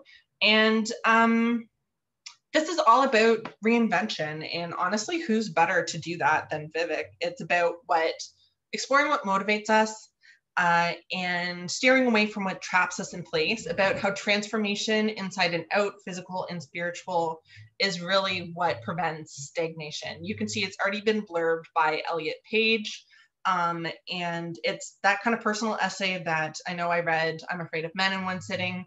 Same kind of length. Absolutely, you can do the same thing with this. And Vivek's profile, since we published I'm Afraid of Men, has tripled in terms of Instagram followers, etc. She's become a brand ambassador for Pantene and MAC. So it's only going to be bigger things from here on out.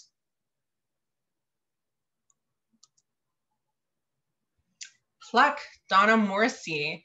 All right, we all know Donna's fiction, and she is just a joy. Honestly, asking editors what some of their favorite authors were to work with, I heard Donna more than once. She is just a treasure. Donna had a flat out crazy childhood in very rural Newfoundland. Up until the time she was 16, she had never had a phone or television, and she was ready to get out. This is original trade paperback, by the way, so it is releasing in paperback. And basically, if I didn't know this was nonfiction, I would think that this was deeply fictionalized. This is her life trajectory, how she became an author. Basically, she went to Toronto and then Alberta, where tragically her brother died on an oil rig. She carried around a lot of guilt from that.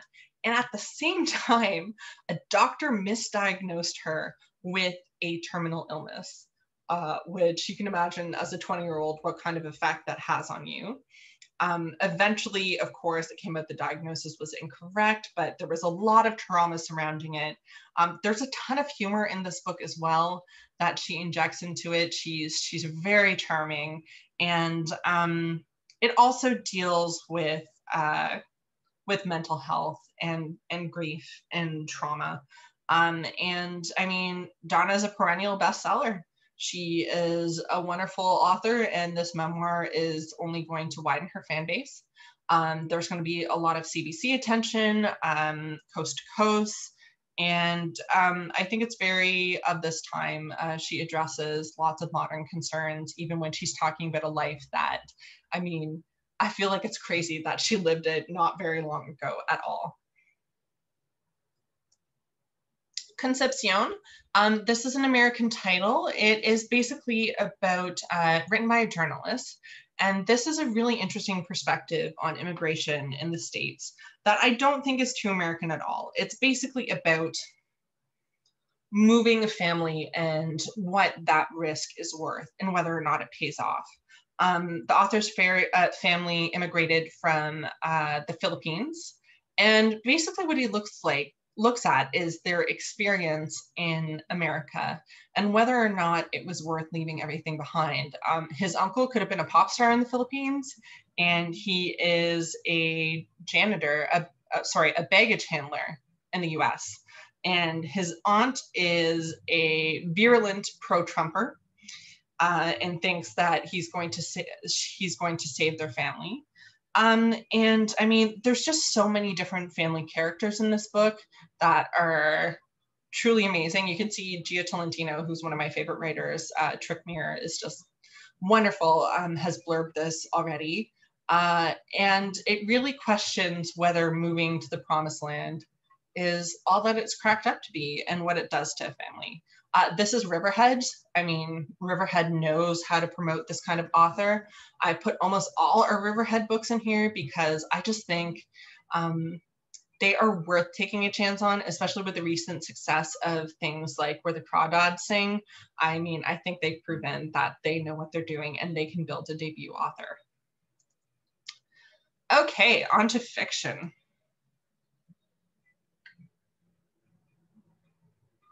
I'm sorry if you can hear some sounds of life. There's like some work happening outside, but it's also quite warm, so I have my window open. Let me know if it's too much. Tenderness. This is a multi-generational novel that gives you insight into the minds of D.H. Lawrence and Jackie Kennedy, which I don't know you can say about many books.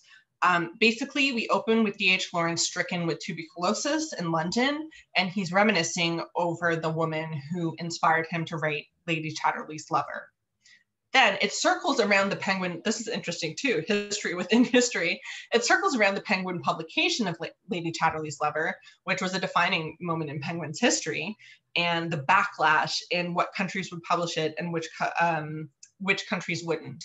We go into the obscenity trial surrounding it, and then we jump into the 1960s when Jackie Kennedy gets her hand on the book Lady Chatterley's Lover and begins to read it and really identifies and connects with this character. Unexploded, her last book, was longlisted for lots of awards. I think this has wonderful potential to be a breakout here. And we're publishing simultaneously with Bloomsbury in the US and the UK.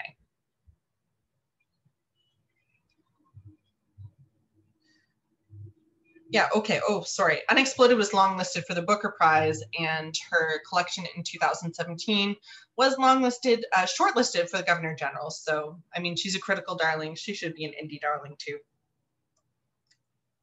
Book of Form and Emptiness, Ruth Ozeki. I'm so excited for this. Her last novel was in 2013, and it was Tale for the Time Being, which was all about the tsunami in Japan and kind of related to the coast, the islands in BC. So Ruth is Canadian. She lives in, I do believe she was in Victoria, or she's kind of on an isolated island off the coast of BC. And she splits her time between there and the US. She's currently in Canada. This book is so beautiful. It's basically about a young boy who loses his father. And after his father's death, the boy begins to hear voices, the voices of everyday objects that start to communicate with him. And he begins spending a lot of his time in the library. A lot of this book it's very difficult to summarize a Ruth Ozeki book because she does a ton with voices, perspectives, time, etc. A lot of this book is actually illustrated by a book itself who comes into the boy's possession. And she reminds me very much of David Mitchell and Murakami in that way. And yeah, I mean, it's wonderful. It stars a neuroatypical character. And Ozeki's profile has just gone up since her last book, which was shortlisted for the Booker Prize and was a New York Times and Globe and Mail bestseller. I can't say enough wonderful things about her. I just love her writing. I think you'll love it. Okay, this is another one that we've been waiting for a long time. Katharina Vermette. This is the follow-up to the mega bestseller and amazing read, The Break. So we now have a multi-generational story that is set in Winnipeg's North End following 4 generations of Métis women. It does just what she did in The Break. We have 4 main characters. It opens with just a gut punch that lets you know what you're in for. I don't want to spoil too much because I know you all want to read this. And it really focuses on women in one family struggling to be reunited after they're forced apart. And you're following these people who have been knocked down again and again, trying to get up and stay back up. I think this is one of the biggest novels of the fall for sure, not just for Penguin, but all across the board. Not only for readers of The Break, but Do Not Say We Have Nothing and They're There by Tommy Orange. And The Break won the Amazon First Novel Award. It was a finalist for the DG, Rogers Writer Trust Award, basically anything it could be nominated for, it was. And actually, television and movie rights have been brought up for The Break as well. Not only that, but I think I need to say The Strangers has pretty urgent and timely content for us as well, dealing with Métis women struggling with intergenerational trauma out west. Totally different vibe. Original trade paperback. We have a Christmas rom-com. If you have customers who shame watch those Netflix movies or Hallmark movies, actually no shame. We all needed to do that this Christmas, I feel like. They will love this. It's a Christmas rom-com where we have twin sisters who switch places over the holiday. There's a bakery involved. There are handsome men involved. You know exactly what you're getting. I would say it's great for fans of Josie Silver, One Day in December. And it's just a super fun, cheerful, original trade paperback.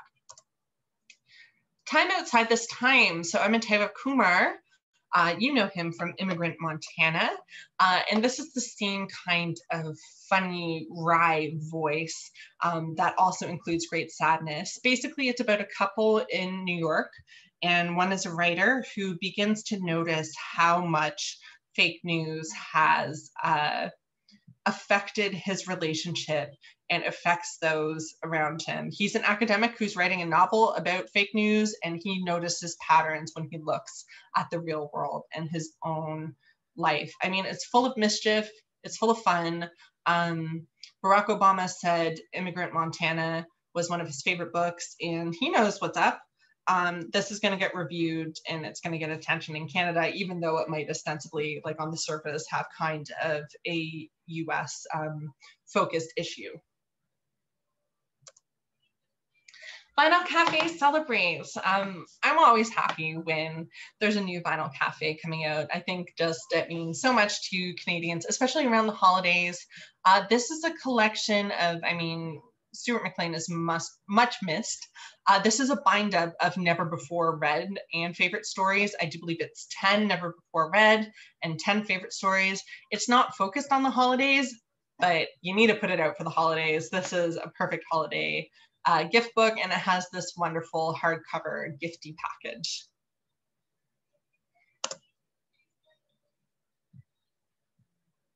The Maid, another original trade paperback. The buzz on this is already huge. You see we have Ashley Audrain quoted here, "If you sold the push, this is for you."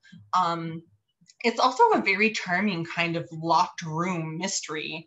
It starts with, we have a maid who, I would say she's neuroatypical. Her mother has always been around to kind of organize her life for her and help her through everyday situations, but she's passed away. But you know what? Molly is a great maid. She actually loves returning rooms to pristine condition. She's kind of found her place there. Until one morning, she opens the door to her room and discovers that a huge media tycoon is in bed and is dead. He's not Conrad Black, but he might as well be Conrad Black. And basically the inspectors come in. Molly's responses seem so off that they immediately suspect her. And she basically has to prove her own innocence. It's kind of a locked room mystery that I love. It reminded me a bit of Knives Out with a quirky narrator. I would say it's a bit funnier than The Push, but you still have those wonderful thrilling elements, and it feels super fresh. John le Carré, again, that's another great author that we lost in the past year. He finished this book before his passing. I mean, you got to put this on your shelves and it will sell, especially around the holidays. Basically, and a final gift to us all, this story focuses around a bookseller. We have a bookseller who is accidentally and very much against his will dragged into the world of spycraft. Just wonderful. Then we had The Man Who Died Twice. I think the Thursday Murder Club was kind of a surprise hit for everyone. It is delightful. For those of you who are not familiar or who haven't read it, basically it takes place in this very luxurious retirement home where honestly I would live now, where you have 4 older people who they all had professions, like one of them is a judge, one of them is a retired detective, etc. They accidentally dig up a bone and decide that they have to solve this mystery together. I was talking with one of my Penguin colleagues and they were saying they read this and it delivers even more than the Thursday Murder Club did. This is book number 2. I think it's going to keep going, and it's just fabulous and fun and the perfect kind of cozy fall read. That isn't too cozy. There's a lot of literary merit there as well. Oh my goodness, when I said it was an embarrassment of riches, I was not kidding, because we have a new Immortals. Oh, it's getting to the end of the day. I'm pronouncing things less well. You'll have to forgive me. I mean, every store needs a copy of A Gentleman in Moscow in it at all times, because it's just like one of the best-selling books, especially in indies backlist that we have. They just sell and sell and sell and sell. His previous trade paperbacks, they're not going to have a new ISBN, but they are going to have a burst promoting this book. So when you're bringing in your next copy of A Gentleman in Moscow, you'll probably notice this. This is, I would not be shy on my orders for this one. I feel like I don't need to say that. You know Immortals and how well he sells. But this is all about basically a kid who's getting driven home from reform school, and he manages to escape from reform school by hiding in the trunk of another car. It's kind of a road trip novel through the 1950s, it is still historical, but there's a little more of an individual focus in this one. The read is very literary, but totally accessible. It's character and plot driven. He does what he does so well. Then we have a new Ken Follett. This is a dramatic thriller. Basically, he wrote this in a fever during the past, at one point during the past 18 months. And it is a brand new thriller. Basically, he was inspired by reading about World War I and how shocking it is that absolutely no one wanted World War I. The world leaders didn't, the soldiers certainly didn't. And what if that happened again? Basically, it's about the next big war that no one would want. It's a dramatic thriller on a global scale. It's a total page turner.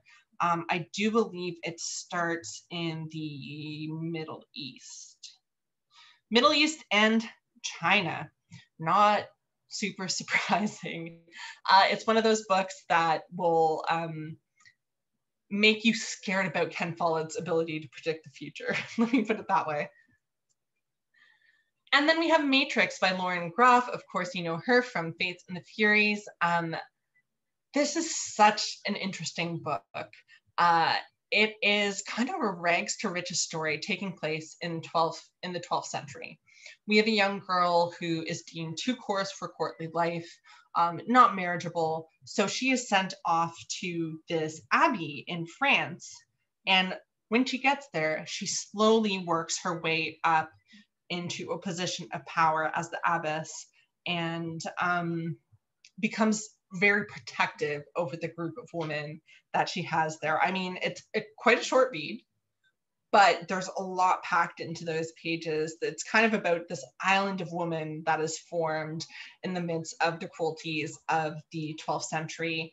There's romance, there's powers, and lots of big ideas there. And Lauren did a lot of research on this. She actually spent quite a bit of time at a convent while writing this to make sure she got the feeling right. I Love You, But I've Chosen Darkness. This title might be my favorite title of the fall. This is for your readers of Jenny Offill and Rachel Cusk. It's very smart, it's very angry, and it's very funny. Basically, it's about a woman who, she's a new mother. And when she goes to a conference for, it's supposed to be 3 days with packing not much more than a breast pump, she ends up running away from her life.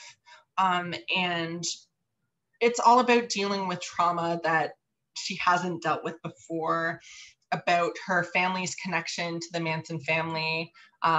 Actually, Claire Bay Watkins, her father was a procurer of young girls for Charles Manson. So that's a personal element that she's worked in to great success.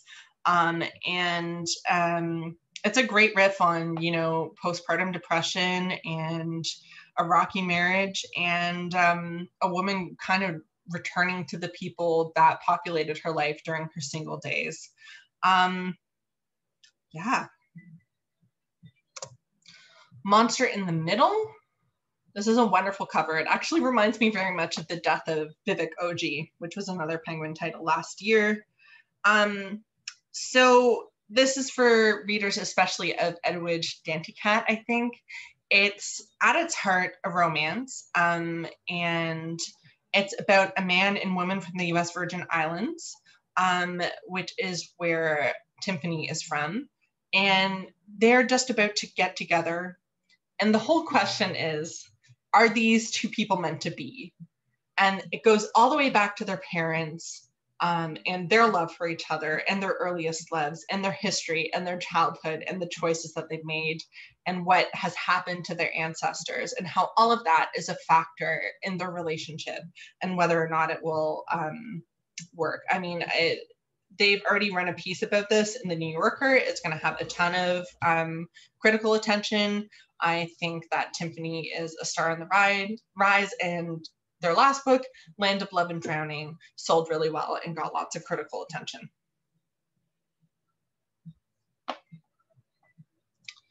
White on White by Asigil Savos. This is a short kind of hypnotic novel. You can see Lauren Groff has blurred it underneath. I would say this is especially for fans of Sheila Heti. It is all about a student who moves to a new city, rents a room from an artist, and while the artist's marriage begins to unravel, she kind of gets pulled into their lives of this artist and their husband. This is, again, Riverhead too. Like I said earlier, I just put all of Riverhead on here because God, do they know what they're doing. The track record shows it. They can break out new authors like no other imprint. Totally different. Christmas by the Book. I mean, we need some original trade paperback Christmas books. And this takes place with two booksellers who are facing tough times and decide to spread Christmas cheer together. The Manning Tree Witches. This is from Catapult, who are kind of new to us. And I forget sometimes that they're not a Penguin imprint because they are so literary. This is a really exhaustively researched work of historical fiction, all about a real witch hunt that occurred hundreds of years ago. I like this comparison. Wolf Hall meets The Favorite. Sounds pretty irresistible to me. It's about a small English town in the grip of a witch hunt and a young woman who has always kind of been an outsider, but becomes the person who's going to save them from themselves. It's super immersive, but also feels very contemporary. And I have a note here that Hilary Mantel is going to blurb, so that is great. How by Ye Chun. This is a collection of short stories. She's won the Pushcart Prize 3 times, reminded me very much of Home Remedies, and is dealing with the issue of anti-Chinese sentiment specifically. Sankofa, this sounds amazing. So the comparison that I got was Yagasi, which is a great comparison. Basically, it's a story of a young woman who, her mother dies, and she decides that after her husband leaves her, she decides that the next thing to do for her life is to go hunt for her father, who has never been a part of her life.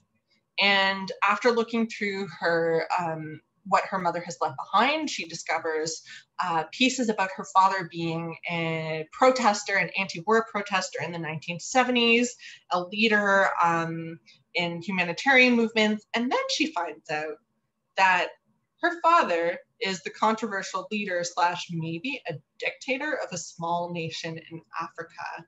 And he's very much alive, which surprises her. So is he a freedom fighter or is he a dictator? She decides to go find out. I mean, this is serious, but there's also some humor in there.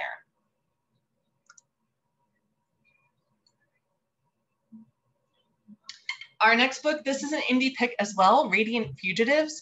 I absolutely think this is going to be a critical breakout. It's a totally sprawling debut novel following 3 generations of a family. At its heart, it's a love story. I'm going to try to summarize it as best I can without giving anything away. Our protagonist from India is gay. She moves to the States she moves to San Francisco, to work with Obama's campaign in 2008. And while she's there, she happens to fall in love with a man and has a one-night stand and, of course, becomes pregnant. Her family is estranged from her. Her sisters are very strict Muslim living in Texas. And what we know is, we know this from the very beginning, I promise no spoilers, is that she has died in childbirth. And the point of view, the story is told from the point of view of the unborn child, and eventually, after their birth, they take over the narrative as well. It's a literary page-turning family story, and I think that it's going to get lots of reviews and lots of media. It's really beautiful. It's very hard to describe. Okay, so we needed this. This is just fun. It's original trade paperback. It's a rom-com that absolutely is looking at Meghan and Harry living in BC, but never actually mentions that that's who they are. The romance that takes place is between a woman who's living on the island and falls in love with one of Meghan and Harry, but not Meghan and Harry's bodyguards. There is actually a really cute romance in here. There's positive depictions of therapy. There's a character who's bipolar. There's a lot of baking content, which is great. We've been having a lot of success with more diverse romances, and this certainly fits the bill. Also, it's set in BC. Canadian. Fiona and Jane. This is a linked story collection that really reads like a novel. It's centering on two Taiwanese American friends who have moved to America together as very young, and it takes us through their childhood, through their adult years. I think this is going to be another huge critical success. We also have a debut novel coming from her right after this collection. Then we have Elizabeth George, Something to Hide. This is a Linley novel. It's back to our characters. It's set in London, crime story that involves corruption. I mean, this is just what our fans want. If you sold her before, you can sell her again. And she hits the New York Times bestsellers list every time. This is part of the Detective Barbara series. Jacket Weather. This is original trade paperback. It's really unique on this list. It's kind of gritty but cozy, and it's all about finding love in your 50s, which there are not a ton of stories about. So it's all set in 1980s New York City. Sorry, we have some life happening outside. It's all set in 1980s New York City, really focused on the music scene there. And then we jump to the present day where we have our protagonists meeting again and falling in love as adults. I mean, this has been compared, I like this write-up. It says Nick Hornby meets Patti Smith. It's poetic, it's beautiful, it's gritty, it's edgy. It's also been compared to Visit from the Goon Squad. God of Mercy. This is, I think they compare it to Black Leopard, Red Wolf by Marlon James. I think that's a great comparison. Okezi is a Nigerian author, and this is very much a dystopian book set in Nigeria where we have folklore versus culture and religion battling it out. Last Chance Library. Who doesn't love a library book? This is a sweet book with teeth. It is in paperback. It's all about, our main character's name is June. She has always lived a very quiet life and manages her anxiety by really sticking to her routine. She works on the same small town library and she's very good at it. She loves all the regular patrons, excuse me. And her very existence is threatened when she gets the news that they're going to shut down this small town library and they want to transfer her to a much bigger library in a different town. And that simply cannot happen. So she and the patrons band together to try to save this small town library. Then we have The Night. So this is a new voice in Latin American fiction, and basically it's told from the perspective of a writer who is attempting to solve a series of murders that occurred in Caracas during a blackout. So it's very literary, but it also is pretty intense and has thriller elements. And it was originally published in Spanish, and when it was in 2019, it won the Vargas Llosa Prize. It's gritty, but there's also a humorous edge. Then we have Still Life. What a pleasure. Sarah Winman, author of Tin Man and When God Was a Rabbit. Tin Man was just such a huge indie favorite and success. This novel is kind of a World War II novel, but absolutely not your typical World War II novel. It goes between then and the 1980s. We have all sorts of different characters and perspectives in this one. It's original trade paperback. It's set where a British soldier meets a British art historian during World War II and works with him in order to save artworks. And that meeting echoes for decades across both their lives. This is like Tin Man in the writing and the quality of the writing and the feeling, but in many ways it's very different. It has a larger cast of characters. We go to an Italian villa. It's very, very rich settings. Lean Fall Stand. If you are a fan of, Anika, I know, loves Arctic exploration books. She loves rom-coms. She loves Arctic exploration books. And this is a really good one. It's all about an expedition to Antarctica that goes terribly wrong. And not only about the expedition itself, but about those waiting for the people to return. And Paula Hawkins is a big fan of John McGregor's, and we have Hilary Mantel, who's already blurbed. We're looking to get Paula to blurb as well. Midnight Lock. So this is a Ryman Sachs book. Generally, they do better in paperback, but I did want to let you know your libraries will probably want it in hardcover.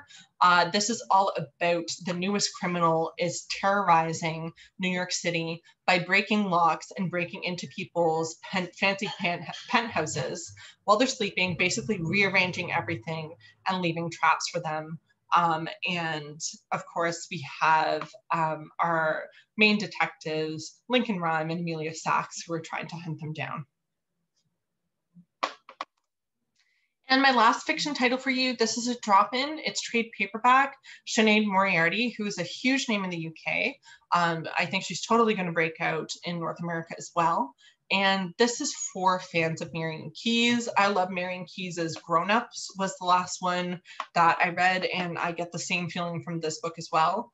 About Us basically follows three couples whose lives are intertwined as they all unknowingly attend the same therapist, and we're hearing their confessions. Okay, I'm going to move on to gift. These aren't specifically holiday, but I think they would be right at home on your holiday table. So we have Rebel Homemaker by Drew Barrymore. I mean, we did really well with Drew Barrymore's memoir, Wildflower. This is something totally different. Her talk show has been doing really well and is returning for a second season this fall, around when this book will be coming out. Has a segment of the same name, Rebel Homemaker, where she talks about healthy recipes, photos, home decor. She has some parenting essays in there as well. We can see her intro, I believe in pasta water. And this is an example of one of her recipes.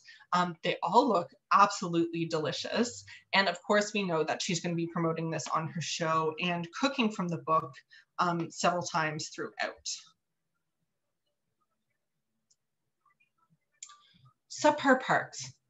This makes me laugh. I actually had followed this Instagram account before I saw we had this book.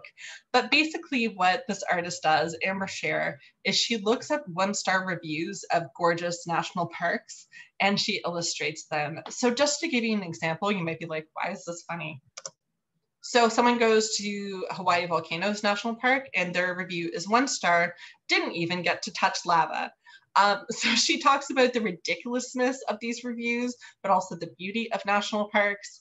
I like this. Yellowstone is save yourself some money, boil some water at home. They're just her artwork paired with the ridiculousness of the reviews and then her personal essays about the national parks is just a winning combination. It's a nice price and a nice gifty package. Okay, so I'm going to mention TikTok for the first time in this presentation.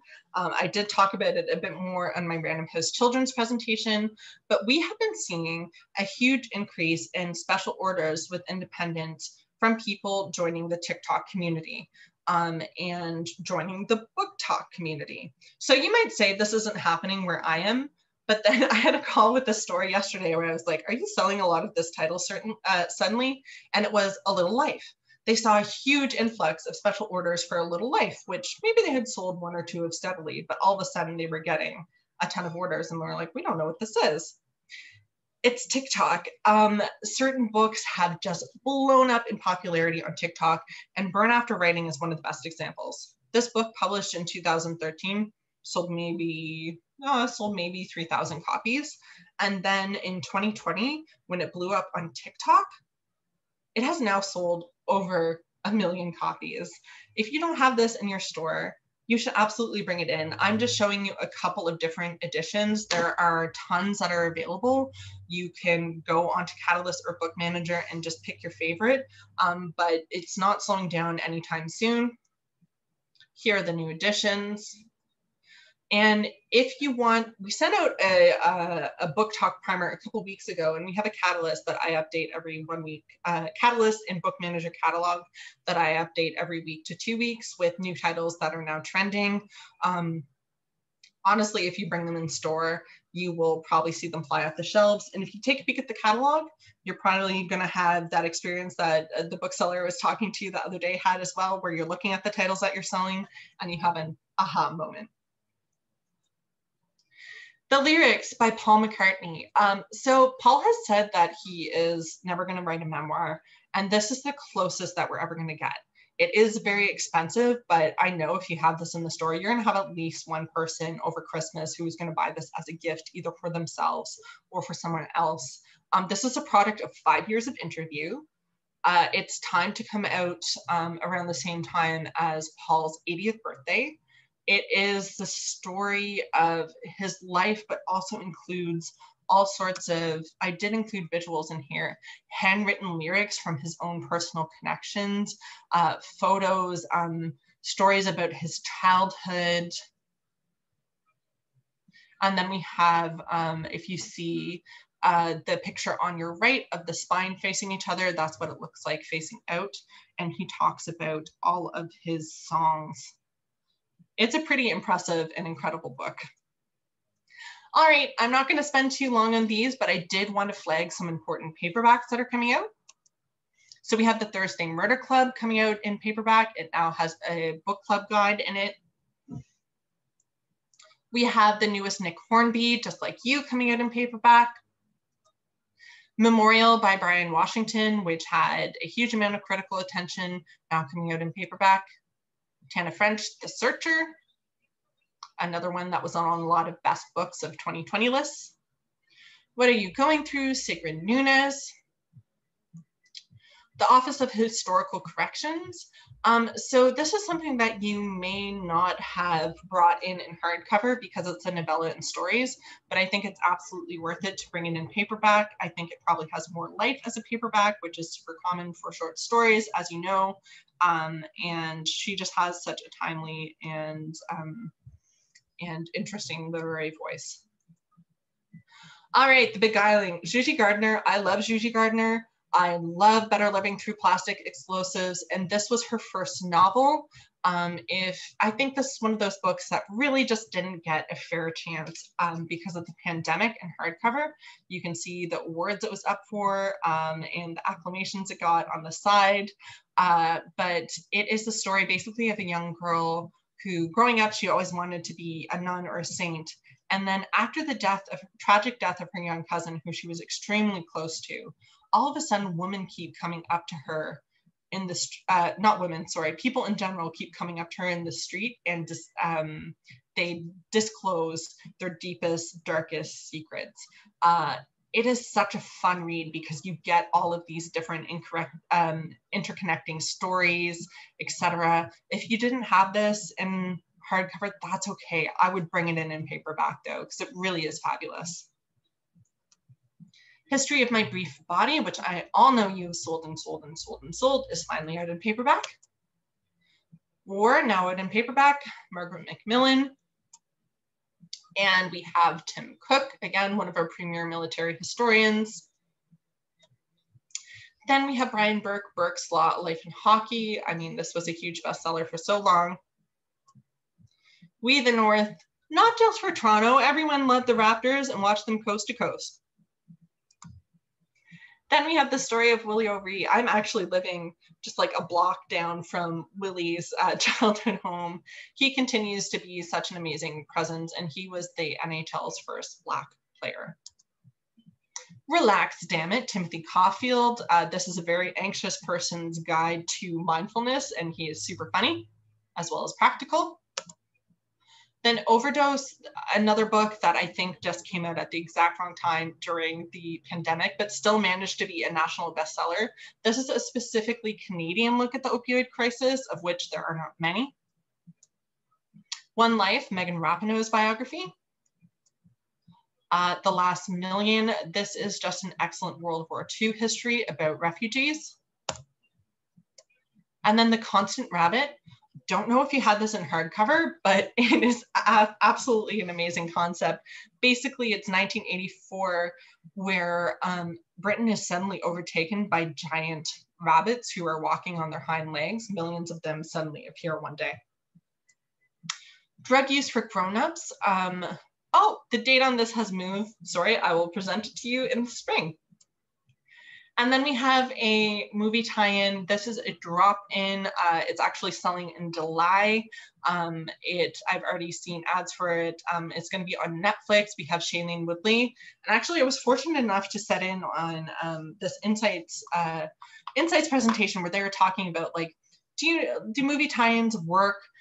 What platforms actually sell the most? And you know what? Out of all of the tie-ins you could possibly have, the ones that really sell are for Netflix shows and movies. So if you're only going to bring in a few media tie-ins, bring in those Netflix ones, and this is a Netflix one too. It's a period drama. Then we have 8 Detectives. The Dead Are Rising. This is the life of Malcolm X. And then Badass Habits, now in paperback. Jill Lepore. And then Ronan Farrow's book about American diplomacy, now in paperback. And that is it for my Penguin adult list. I want to say, I said this at the beginning of the kids presentation, but if there's anything that you want to read, if there's anything at all that you want me to send you, please just let me know. I'm going to be sending something out probably tomorrow with all of my presentation PDFs, as well as catalog relinks for you and promos, just as a nice little summary. But in the meantime, I'm not seeing anything in the chat. Is there anything at all that anyone needs or wants?